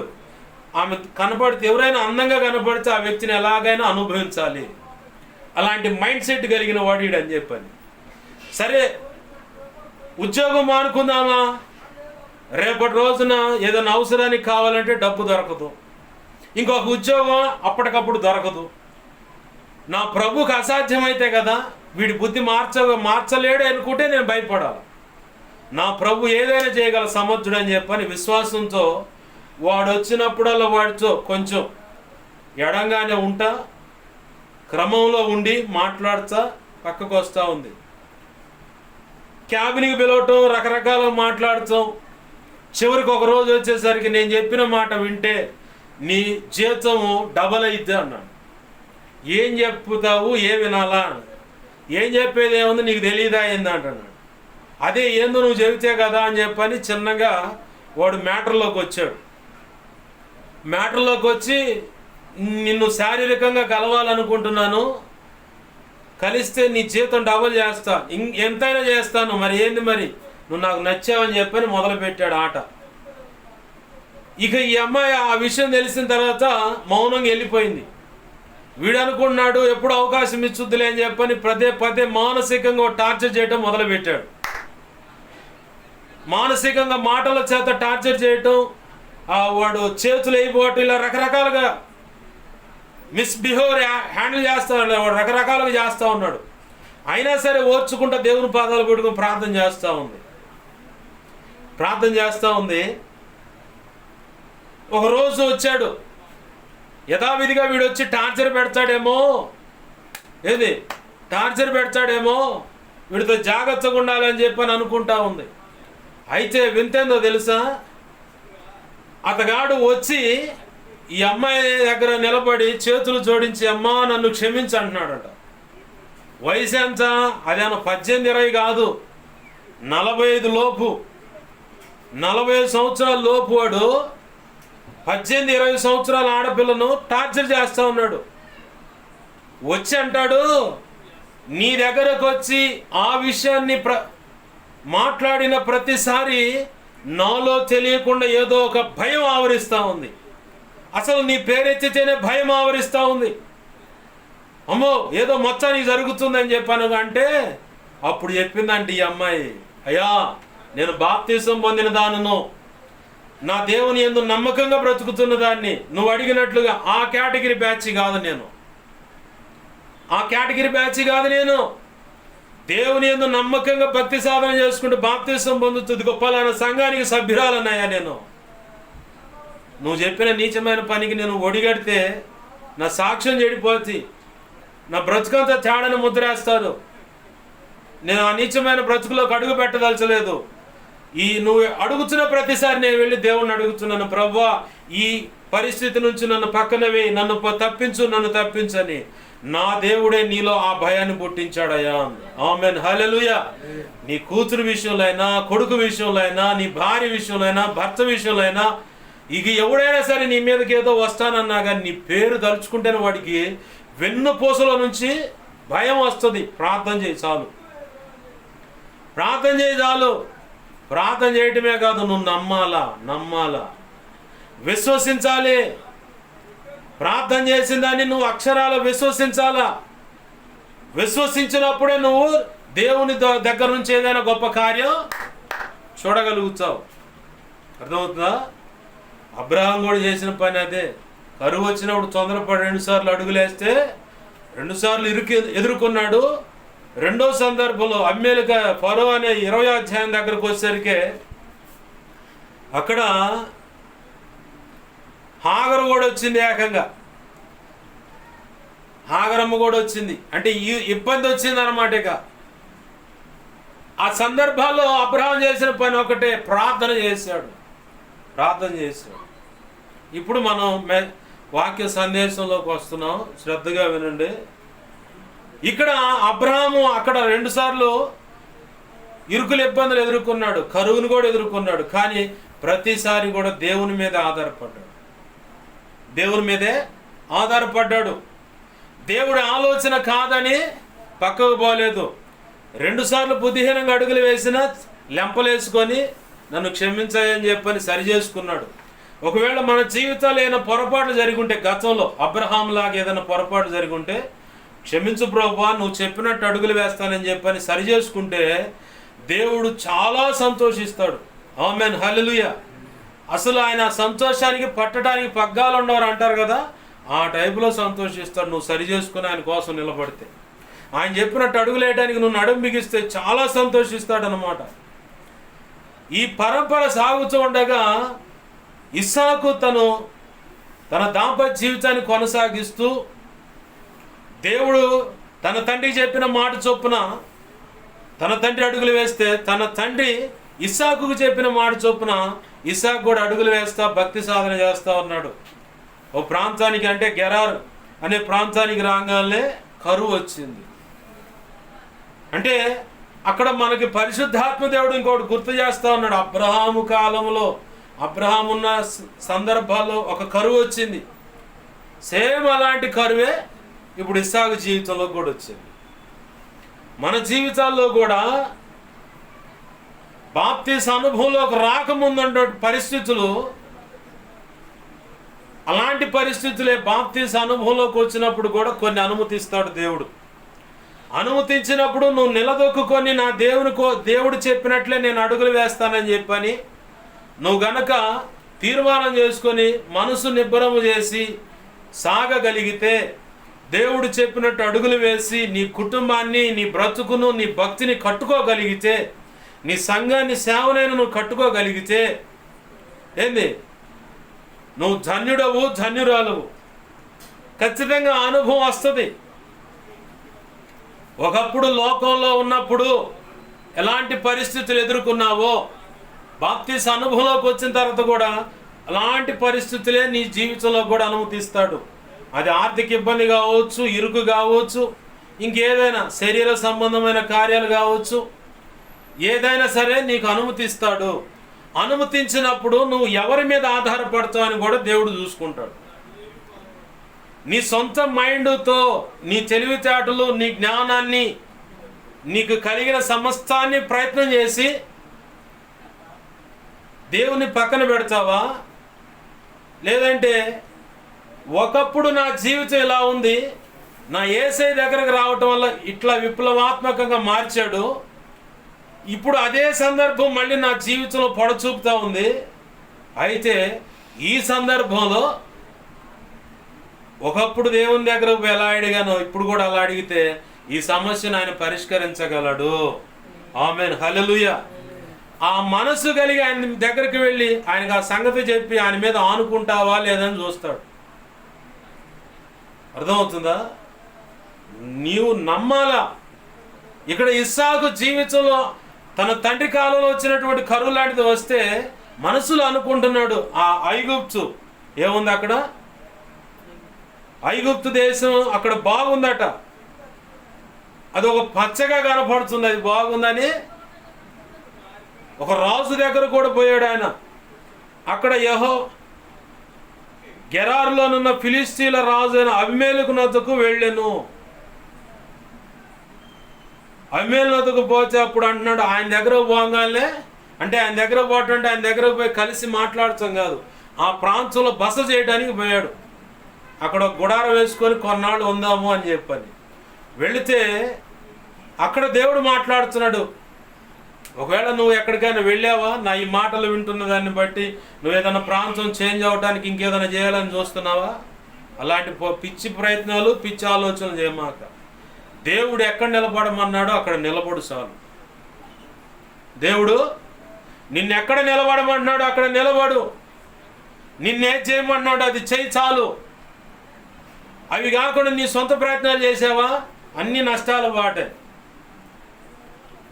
బిలాము దగ్గరికి బాలాకు బహుమతులు పంపించాడు, ఘనత కలిగిన వ్యక్తులను పంపించాడు.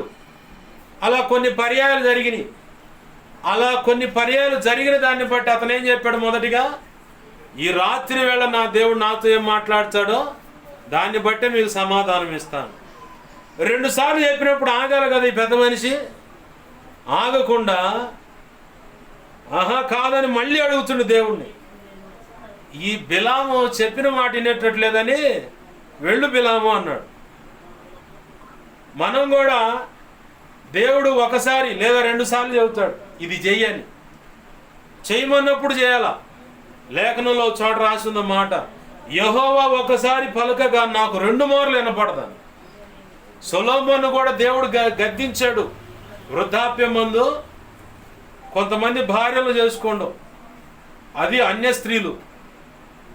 వాళ్ళంతా కలిసి ఇతను మనసు త్రిప్పి ఎక్కడ పడితే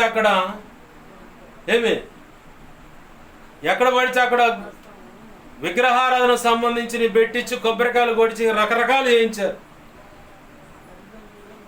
అక్కడ ఒక మాట రాసి ఉంటుంది, 2 రాజుల గ్రంథంలో అట్టుకుంటే ఆ మాట ఉంది, 11వ అధ్యాయంలోనూ 10వ అధ్యాయంలోనూ.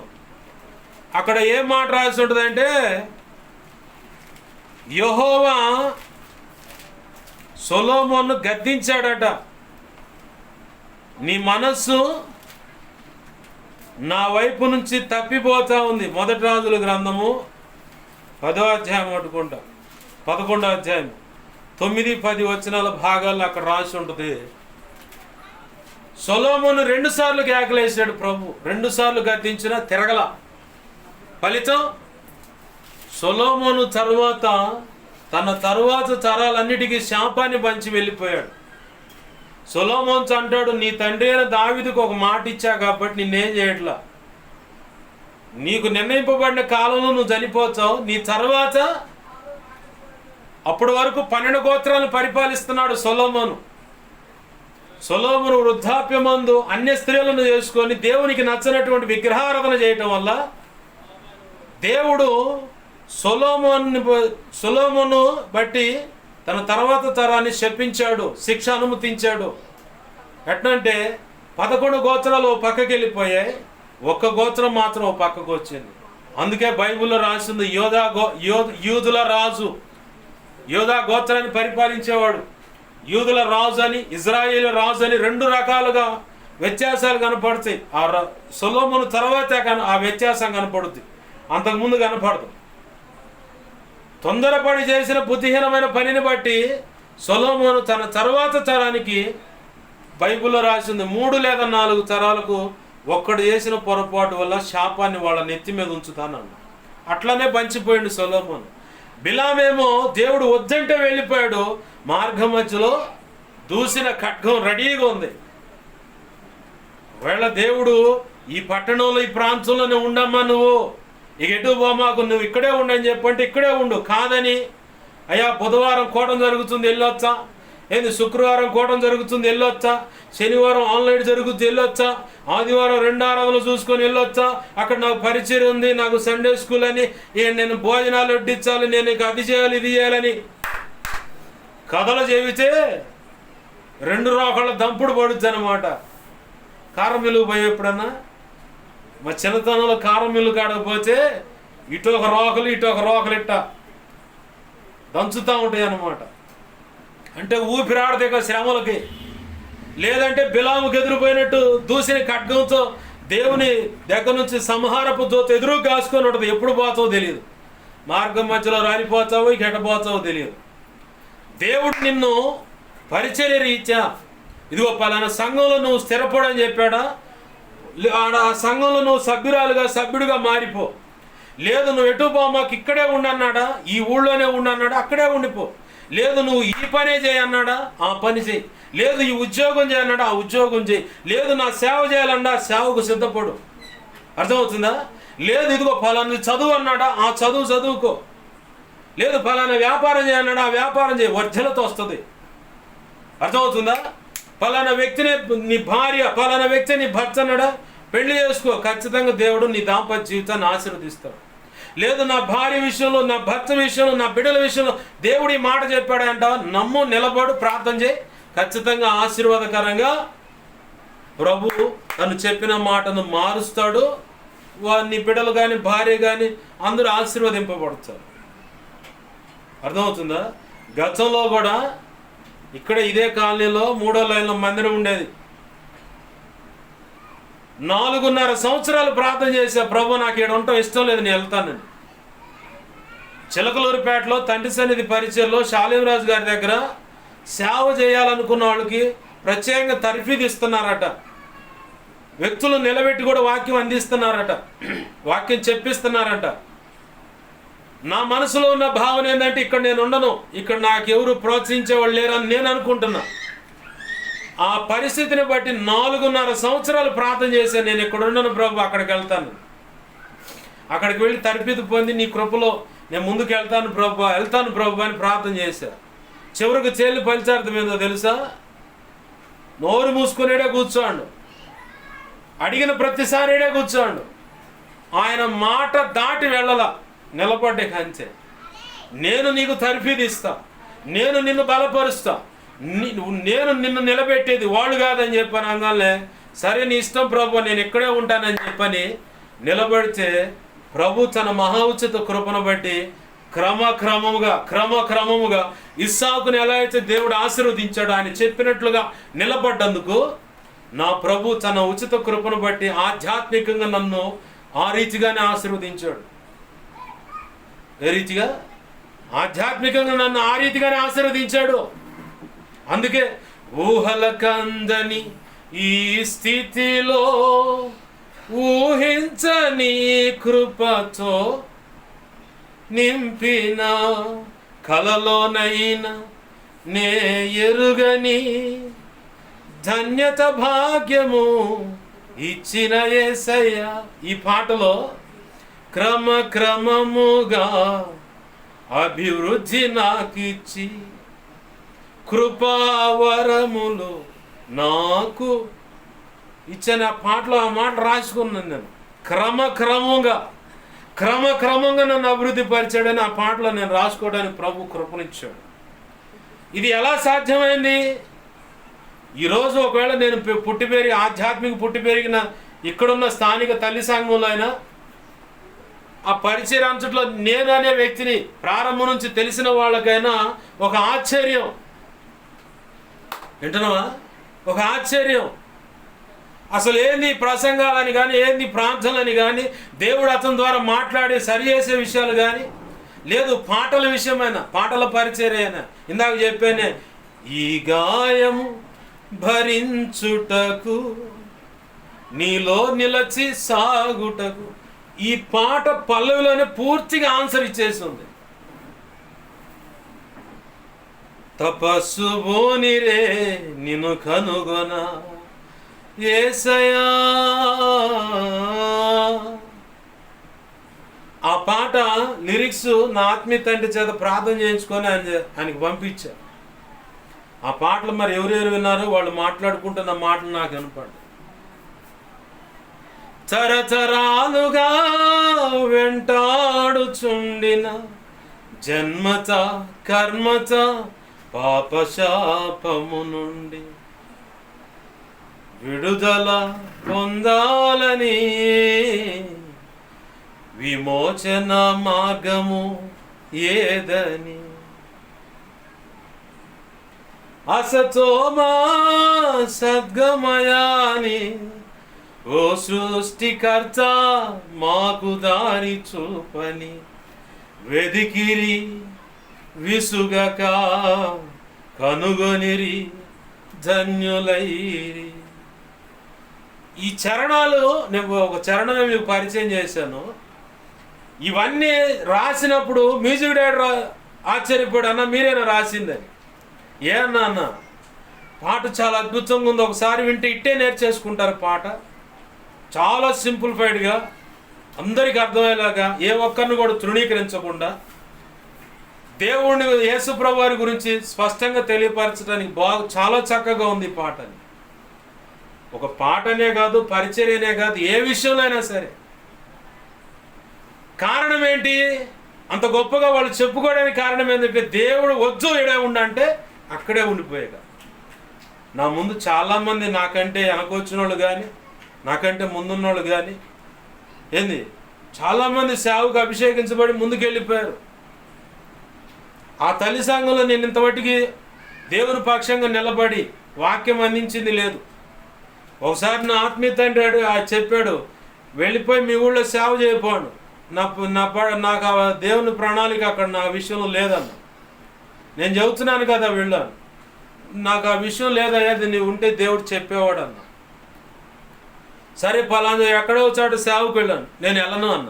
ఎందుకు అన్న, నేను ఎలా వాక్యం అందిస్తున్నానో మొదటిగా నువ్వు వినాలా, ఎందుకంటే నీ దగ్గర పెరిగా. ఏదన్నా తేడా చేస్తే ఎవడురా వీడికి నేర్పింది అంటారు, ఇదే మాట అంటారు, ఎవడురా వీడికి నేర్పింది అంటారు. అలాంటి అపకీర్తి నీకొద్దు.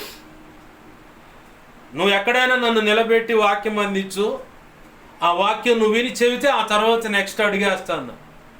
ఒక రోజు వచ్చింది, ముదురుపాడులో సేవ జరుగుతుంటే అక్కడ పోయి తీసుకెళ్ళి నిలబెట్టి వాక్యం చెప్పించారు.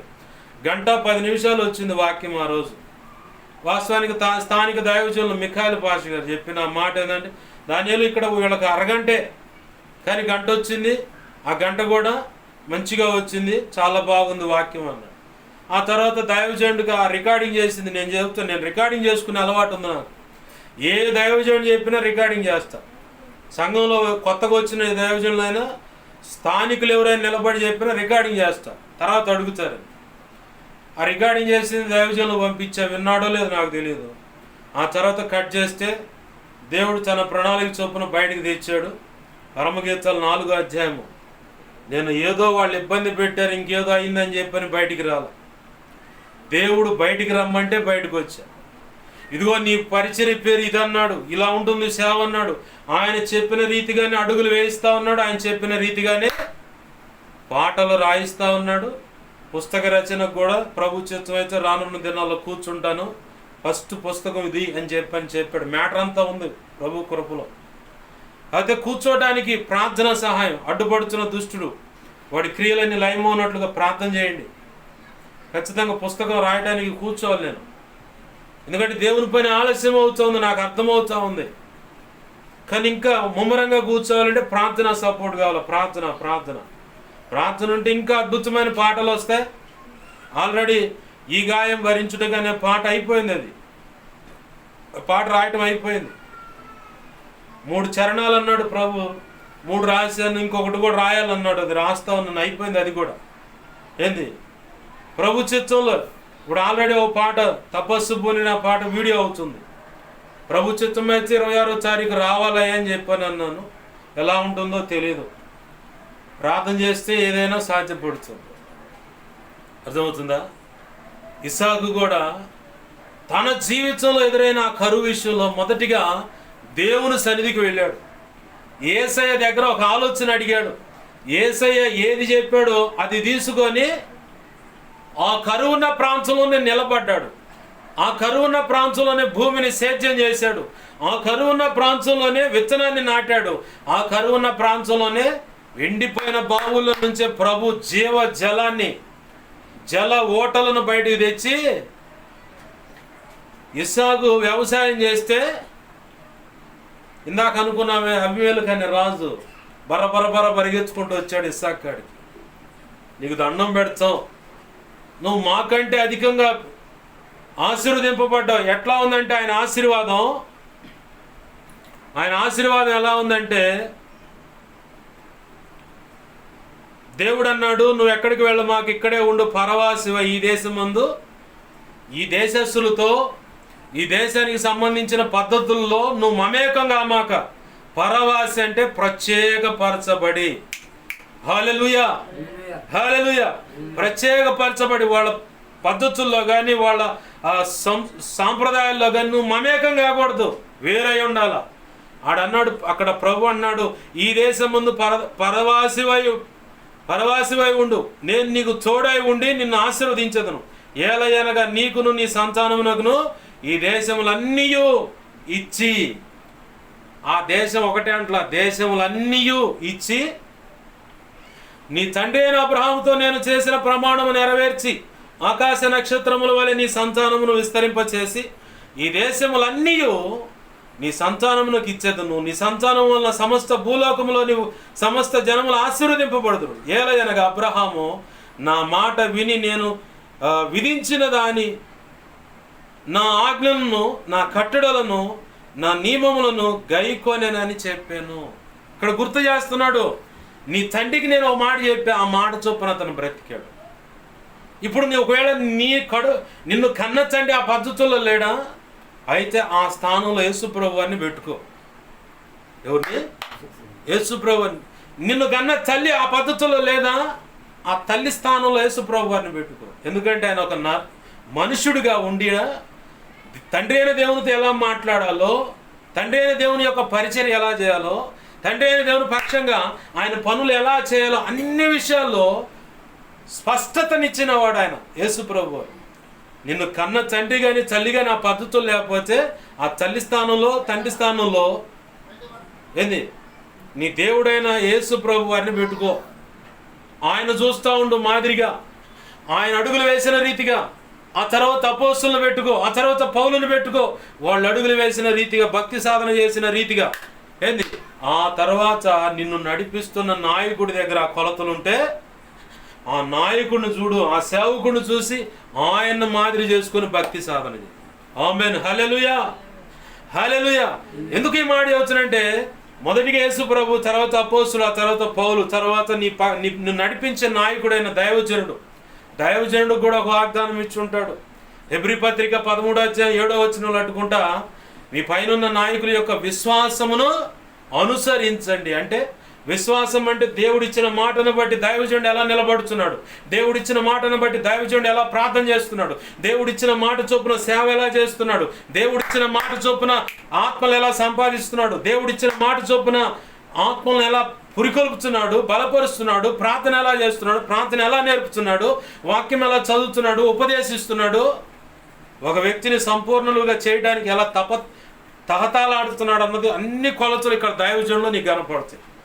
అలాంటి కొలతలు కలిగిన దైవజనుడు నువ్వు ఒకవేళ వెంబడిస్తున్నావా, నువ్వు ధన్యురాలవు, ధన్యుడు. ఎందుకంటే ఆ వ్యక్తిని దేవుడే నడిపిస్తున్నాడు. ఆమేన్, హల్లెలూయా, హల్లెలూయా.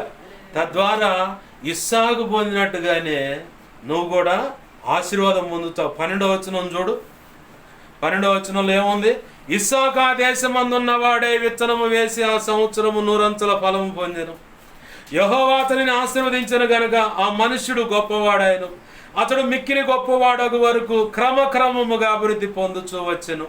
అతని గొర్రెల ఆస్తియు, గొడ్ల ఆస్తియు, దాసుల గొప్ప సమూహమును కలిగినందున ఫిలిష్తీయులు అతని యందు అసూయపడిరి. ఎవరంట? ఫిలిష్తీయులు. ఆ ప్రాంతంలో ఉంది వాళ్ళే. వాళ్ళు అసూయపడి వచ్చారట. ఆ తర్వాత కింద మ్యాటర్ ఉంటుంది, రాజు వచ్చి దండం పెడతాడు, నువ్వు మా మధ్య గొప్పవాడిగా ఉన్నావు, ఏది దండం పెడతాడు నుంచి పోయా అని చెప్పన్నాడు. గొప్పవాడు మిక్కిలి గొప్పవాడు అయ్యే వరకు గొప్పవాడు వేరు, మిక్కిలి గొప్పవాడు వేరు. ఏది సహకారి, అధికారి తేడా లేదు. అలాగనే ఇప్పుడు గొప్పవాడు మిక్కిలి గొప్పవాడు అయ్యే వరకు క్రమక్రమముగా దేవుడు ఆశీర్వదించాడు. సాధ్యం ఎలా? ఇది ఎలా సాధ్యపడింది? దేవుడు చెప్పిన మాట చొప్పున ఆ వ్యక్తి అక్కడ నిలబడ్డాడు కాబట్టి. దేవుడు చెప్పిన మాట చొప్పున నువ్వు నిలబడకుండా యోనాలాగా నువ్వు పరిగెత్తావు అనుకో, సముద్రం అనే కుటుంబంలో, లేదంటే సముద్రం కుటుంబం అంటాం కూడా పొరపాటే, క్షమించండి, ఆ పడవ అనే కుటుంబంలో మీదకి సముద్రం అనే అలలు ఇడిసి కొడతా ఉంటాయి. నెమ్మది ఉండదు, సమాధానం ఉండదు. సరుకులు కూడా కింద పడేశారు, సముద్రం, నష్టం వస్తుంది. చివరికి ఆ వ్యక్తిని తీసి సముద్రంలో పడేశారు. అప్పుడు కానీ ఆగింది. వచ్చేం చేశాడు? సముద్రంలో పడతాం ఆలస్యం, చేప వచ్చి మింగింది, ఇక చచ్చిపోతున్నాను అనుకుని అప్పుడు ప్రార్థన చేస్తున్నాను. తీసుకొచ్చి దేవుడు ఏడగక్కిచ్చాడు, నినేవే పట్టణం ఒడ్డునే కక్కిచ్చాడు. వెళ్ళి మర్యాదకి వెళ్ళి ఒక రోజు ప్రయాణం అంటే ఆ పట్టణం 3 రోజుల ప్రయాణం అంత పొడవు ఉంటుందంట. 3 రోజుల ప్రయాణం అంటే ఇంచుమించుగా ఒక 80 కిలోమీటర్లు అనుకుందాం. హైదరాబాద్ అంత పట్టణం. హైదరాబాద్ ఈ దరికి ఆ దరికి 50 కిలోమీటర్లు, ఇటు 50 మొత్తం 100 కిలోమీటర్ల విస్తరణ. 3 రోజుల ప్రయాణం అంత విస్తరణ కలిగిన ఆ నినేవే పట్టణం మీదకి ఉగ్రత రాబోతుంటే యోనా వెళ్ళి 1 రోజు ప్రయాణం నడిచి ఒక్క మాట అందించాడు అంతే. ఎప్పుడు జరిగింది అది? తిప్పలు పడ్డ తర్వాత వచ్చింది. ఆ తిప్పలు పడకముందే మనం జాగ్రత్త పడితే ధన్యులం. ఈరోజు దేవుడు నీతో మాట్లాడుతూ ఉన్నాడు. దేవుడికి అసాధ్యమైంది ఏది లేదు. నువ్వు నమ్ము దేవుణ్ణి. వాళ్ళు ఏదో చేస్తున్నారు, నా బిడ్డను, నా భార్యను, నా భర్తను, ఇంక ఈ సెక్షన్ పెట్టమాక. ఇప్పుడు ఎన్నావుగా సాక్ష్యం? ప్రార్థన చేయి. నా జీవితంలో నేను చేశాను, అది అనుభవించాను కాబట్టి ఈ సాక్ష్యం వినే నేను ప్రార్థన చేశాను. ఈ సాక్ష్యానికంటే ముందు అబ్రహాం గారు శారమ్మని 2 సార్లు అమ్మేలికి ఫరో అనే రాజు దగ్గర పోయిన ప్రార్థన చేసి వాళ్ళు మొచ్చాడు. ఆ ప్రార్థనే నన్ను ఇన్స్పైర్ చేసింది. ఎవరి విషయంలో అయినా సరే, చెల్లెలు కావచ్చు, అక్క కావచ్చు, వాళ్ళ పిల్లలు కావచ్చు, సంఘ బిడ్డలు కావచ్చు, ఇంకెవరి విషయంలో అయినా సరే, ఎవడైనా దుర్మార్గంగా అడుగులు వేయాలని ప్రయత్నం చేస్తూ ఉంటే, ఏదైనా కీడు తలపెట్టాలని భయం వాళ్ళలో పుట్టేలాగా ప్రభు చేశాడు. కారణం ఏంటంటే వీళ్ళ యొక్క సాక్ష్యాన్ని చూసి విని నేను మోకాళ్ళి ప్రార్థన చేయటాన్ని బట్టే ఈరోజు ఇలా ఉన్నాం. నీ ప్రార్థన కూడా దేవుడు వింటాడు. నీ బిడ్డల విషయంలో కూడా వింటాడు. నీ భర్త మారట్లేదా? కైనికి బానిసయ్యాడా? ప్రార్థన చేయి. మీ నాన్న ఎంత చెప్పినా కానీ ఆ కైని మానుకోవట్లేదా? గుట్కా మానుకోవట్లేదా?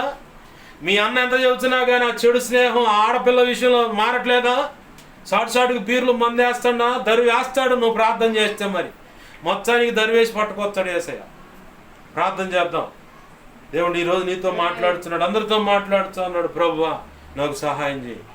నువ్వు చెప్పినట్లుగానే నేను నిలబడతానయ్యా, నువ్వు చెప్పినట్లుగానే అడుగులు వేస్తానయ్యా, నువ్వు చెప్పినట్లుగానే బ్రతుకు కట్టుకుంటానయ్యా, భక్తి చేస్తానయ్యా, సేవ చేస్తానయ్యా, నాకు సహాయం చేయి ప్రభు అని చెప్పి దేవుని పాదాలు పడి తొందరపడి ఎక్కడికి కూడా పోయి చివరగా ఇస్తున్న ఇంటెన్స్. తొందరపడి ఎక్కడ కూడా పోయి నీ దేవుని నామానికి అవమానం వచ్చే పద్ధతిలోకి నువ్వు అడుగులు వేయమాక, వేరొకరిని ఆశ్రయించి సహాయం అర్థించమాక. అబ్రహాము లోతు పట్టబడ్డాడు. అబ్రహాము తెలిసింది, పరుగుగా పోయాడు. మొత్తం రాజుల మొత్తాన్ని గొల్లగా మొత్తాన్ని యుద్ధం చేసి మొత్తాన్ని విషయంలో ఒక వైరం చేసుకొని వచ్చాడు. వస్తా ఆ మార్గంలో వెళ్తుంటే వేరొక రాజుకు సంబంధించినవి కూడా వాళ్ళు దోచుకుపోతే ఆ రాజుకు సంబంధించినవి తెచ్చి అక్కడ పెట్టి వీళ్ళ లెక్క వీళ్ళు తీసుకున్నారు, వీళ్ళు దోచుకున్నది వీళ్ళు తెచ్చుకుంటున్నారు. అప్పుడు అంటాడు అక్కడ రాజు, అయ్యా నీ జనము నువ్వు ఉండబట్టి నాకు ఇదంతా దక్కింది. ఈ వచ్చిన ఈ దోపు సొమ్ములో ఆ దోచుకున్న దాంట్లో పంచుకున్నారు, దీంట్లో కొంచెం నువ్వు తీసుకొని పోయా అబ్రహామా పో అంటే, అబ్రహాం అంటాడు ఏదో ఒక రోజున కారు కోత కోస్తాను. ఏంటో తెలుసా, నీకు లేకపోతే నేను పెట్టా అంటారు లోకంలో. అట్లానే లేదంటే సర్వసాధారణంగా వాడే మాట, నువ్వేనా మమ్మల్ని బతికిస్తున్నావు అని చెప్పాను. ఇట్లాంటి మాటలాగని ఇక్కడ అబ్రహాం అంటాడు ఏదో ఒక రోజున అబ్రహాం ఇంత ఆస్తిపరుడు అవటానికి కారణం నేనే అని ఎక్కడో చోట కారు కోత కోస్తావు. దాన్ని బట్టి నా దేవునికి అవమానం వస్తుంది. నా దేవుడే నాకు ఇచ్చింది ఈ విజయం, నా దేవుడు ఈ దోపు సొమ్ము నాకు ఇచ్చింది, నా దేవుడు నాకు ఇచ్చింది చాలు, నీది నువ్వు తీసుకో అని చెప్పని వచ్చేసాడు. అక్కడ మాట రాసి ఉంటుంది, అబ్రహాము దేవుని నమ్మిన కాబట్టి అది అతనికి నీతిగా ఎంచబడెను. అదే మాట తీసుకొచ్చి హెబ్రీ పత్రికలో కూడా పరిచయం చేస్తా ఉన్నాడు పౌలు భక్తుడు. ఎక్కడో జరిగింది మరి ఇక్కడ చదువుతున్నాడు. ఈరోజు అక్కడ జరిగింది మనం ఇక్కడ చెప్పుకుంటున్నాం. 2025 సంవత్సరాల తర్వాత కూడా ఇప్పుడు మనం చెప్పుకుంటున్నాం. ఇది హెబ్రీ పత్రిక పరిచయాన్ని బట్టి. మరి అంతకుముందు ఎన్నో వేల సంవత్సరాలు దేవుని నామం ఎక్కడైనా అవమానపరచబడిందా అబ్రహామును బట్టి? లేదు. అందుకే తొందరపడి ఎక్కడ కూడా సహాయం అని చెయ్యి అర్థించమాక, దేవుని నామానికి అవమానం తేమాక. నీకు లేకపోతే నేను పెట్టానని ఎవడో ఒకడు కారు కోతకు వస్తాడు. తెచ్చుకోమాక ఆ అవమానకరమైన మాట. ఎక్కడ కూడా నీ తల తాకట్టు పెట్టమాక. నేను అంటాను, కొంతమంది మందిరాలు కట్టేసే విషయంలో తీసుకెళ్ళి ఆ రాజకీయ నాయకుడి దగ్గర దేవుని నామాన్ని తాకట్టు పెట్టారని చెప్పాను. నీ దేవుడికి అసాధ్యమైనది ఏమైనా ఉందా? నీ దేవుడికి శాత కాకపోతే అడు పో. ఎంతో గొప్ప దైవజనులు విశ్వాసం మీద వారి సంఘాలు కట్టుకున్నారు.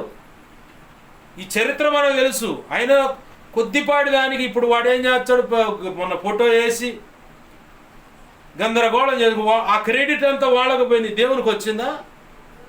మనం మాత్రం చెప్పుకుంటాం దేవుడికి వచ్చింది, దేవుడికి వచ్చిందని. పొరపాటును కూడా రాదు. మొన్న ఆ మధ్య యూత్ సెమీ క్రిస్మస్ అని రాజకీయ నాయకుడిని పిలవాలంటే నా మనసు అసలు ఒప్పుకోలేదు. వాళ్ళు అసలు పిలవకూడదు, వాళ్ళకే వాళ్ళు రావాలా పరిగెత్తుకుంటా. ఆ సంఘంలో దేవజన పక్షంగా దేవుని బిడ్డలు ఉన్నారు, వాళ్ళు మేము కలవాలని వాళ్ళు రావాలి, కానీ మనం పోయి వాళ్ళు కలిసేది ఏంది? కరెక్ట్ కాదని నా మనసు ఎప్పుడు నుంచి చెబుతాను. ఇక వాళ్ళు బలంతంగా వెళ్ళారని ఆ రోజు ఫోటో పెట్టి అంత తమ్నెలి చేసా, కానీ నాకు అసలు నచ్చదు అది. వాళ్ళు రావాలా పరిగెత్తుకుంటా. బిల్లీ గ్రామ్ గారి కోసం అమెరికా వైట్ హౌస్, అదే శాసన సభ, వాళ్ళు పరిగెత్తుకుంటూ వచ్చారు. నువ్వే మా అమెరికాకు రాష్ట్ర ప్రధానమంత్రి కూడా అని. నన్ను ఎందుకు కిందకు దించుతున్నారండి ఆయన. బిల్లీ గ్రామ్ గారిని అడిగారు, నన్ను ఎందుకు కిందకు దించుతున్నావు అని అడిగారు. బిల్లీ గ్రామ్ గారిని అడిగితే నన్ను ఎందుకు కిందకు దించుతున్నారని అడిగారు. కేఏ పాల్, ప్రపంచ దేశాల్లో ఉన్న పెద్ద పెద్ద ప్రధానులు అందరూ వచ్చి ఆయన అపాయింట్మెంట్ కోసం వరుసగా బోర్లు తిరిగారు. మనం చూస్తాము షార్ట్ మ్యాచ్ 14 లక్షల మందికి ఒకేసారి సువార్త ప్రకటించే సభను చూసాం. ఇప్పుడు ఆయన ఎందుకు అలా అయ్యాడన్నది దేవునికి అప్పచెబుతాం. ఒకప్పుడు దేవుని నామం ఘనపరచబడింది. ఇప్పుడు ఆయన చెబుతాడు, నేను కిటికేస్తే వస్తారు మొత్తం అని. కారణం దేవుడు ఉన్నాడు. మనం అలా రోషంగా భక్తి చేయాలా, మనల్ని ఎత్తుకుంటే వాళ్ళు రావాలి. అయ్యా నా కోసం ప్రార్థన చేయాలి. నువ్వు పరిగెచ్చేది ఏంది? తల తాకట్టు పెట్టమాక, దేవుని నామాన్ని అవమానపరిచే పద్ధతుల్లోకి అడుగులు వేయమాక. దేవుడు చెప్పినట్టు అడుగులవే. దేవుడికి అసాధ్యమైతే అప్పుడు ఏదన్నా ఏడు కూర్చొని. అర్థమవుతుందా? దేవునికి సమస్తం సాధ్యమే. రండి ప్రార్థన చేసుకుందాం. నీకు ఉద్యోగమైన, చదువు అయినా, ఏ విషయంలో దేవుని పాదాలు పట్టుకో. దేవుడు సహాయం చేయకపోతే అప్పుడు ఏడు. దేవా నన్ను ఎందుకు ఎడబాసావు, దేవా నాకెందుకు సహాయం చేయట్లేదని అప్పుడు ఏడు కూర్చొని. పొరపాట్లుంటే సరి చేసుకో. ఖచ్చితంగా నా ప్రభు నీకు తోడే ఉన్నాడు. ప్రార్థన చేసుకుందాం. ప్రార్థన. ప్రేమగల మా కన్న తండ్రి యేసయ్యా, నీకు వందనాలు, కృతజ్ఞతాస్తుతులు చెల్లిస్తున్నాం మా ప్రభువా. విన్న వాక్యం మా హృదయాలు పదిలపరచండి, నీరు కట్టి ఫలింపచేసి నువ్వు అనుకున్న రీతిగా మమ్మల్ని నడిపించండి. నీవు ఆశించిన పరిపక్వతలోకి తీసుకొచ్చి నీకు ఇష్టమైన ఫలములు ఫలించేలాగా, నీవు భుజించే ఫలములు ఫలించేలాగా అయా ఫలభరితమైన జీవితాలకు మమ్మల్ని మార్చమని, సేవను, కుటుంబాన్ని, వ్యక్తిగత జీవితాలను, ఆధ్యాత్మిక జీవితాన్ని కూడా ఆశీర్వదించమని నీ వాక్యాన్ని హెచ్చించుకుంటున్నావు, నీ నామాన్ని ఘనపరుచుకుంటున్నాము మా ప్రభువా. మాకు మా మీద ఇంకెవరికైనా కళలు, నిద్రల దర్శనం, స్వప్నాలు చూపించబడ సమస్త చీకటి శోధనటి ప్రభు నీ మహాపునరుద్ధాన శక్తి యేసు నామములో బంధిస్తున్నాం, లయపరిచిన కృతజ్ఞతాస్తుతులు మా ప్రభు. అయ్యా మాకు మా మీద ఇంకెవరికైనా కళలో, నిద్రల దర్శనం, స్వప్నాలు చూపించబడ సమస్త మంచి కళ, మంచి దర్శనం, మంచి స్వప్న, నిద్రలు చూసి సమస్త మంచి యేసు నామములో మహాపునరుద్ధాన శక్తి త్వరపెట్ట జరుగునుగాక, నెరవేర్చబడుగా.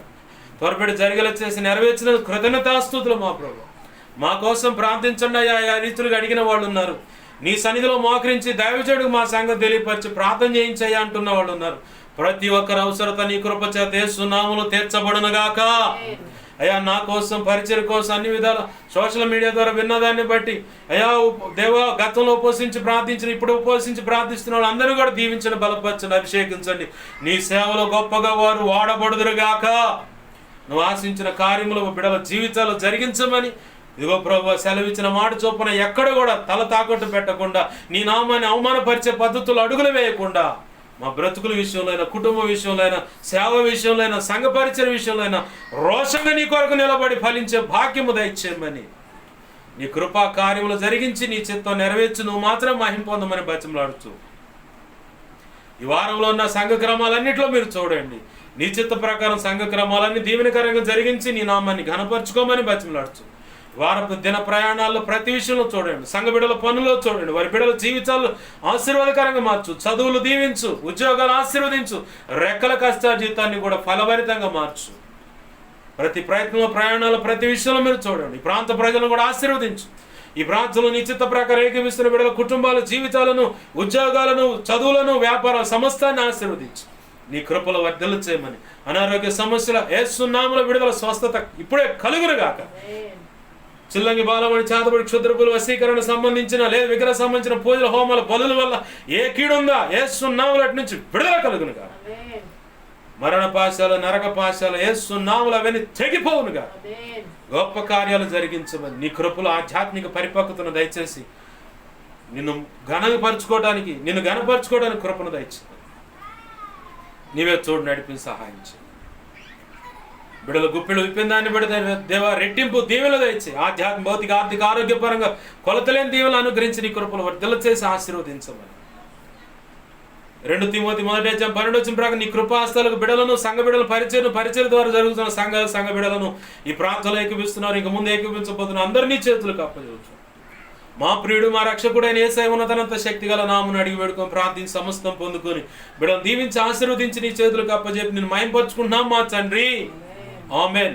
ఇప్పుడు మన తండ్రి అయిన దేవుని ప్రేమయు, ఆయన ప్రియ కుమారుడైన యేసుక్రీస్తు వారి కృపయు, పరిశుద్ధాత్మ దేవుని అన్యోన్య సహవాసము సమకూడిన ఈ ప్రాంతంలో ఏకీపిస్తున్నా, ఇక ముందు ఏకీపించబోతున్న పరిచయ ద్వారా జరుగుతున్న సంఘాలకు, సంఘ బిడ్డలకు కలిగిన సమస్త చరస్థిర ఆస్తులు, పసిబిడము పెద్దల వరకు అందరికీ, ఇక ముందు ప్రాంతంలో ఏకీపించబోతున్న వారికి నీ వీడియో ద్వారా, అలాగే సార్వత్రిక సంఘంలో సకల పరిశుద్ధులకు నిత్యత్వము చేరుపరేందుకు సదాకాలము తోడై ఉండి ఇస్సాకును ఘనపరిచినట్లుగా ప్రభు మనందరినీ ఘనపరచునుగాక.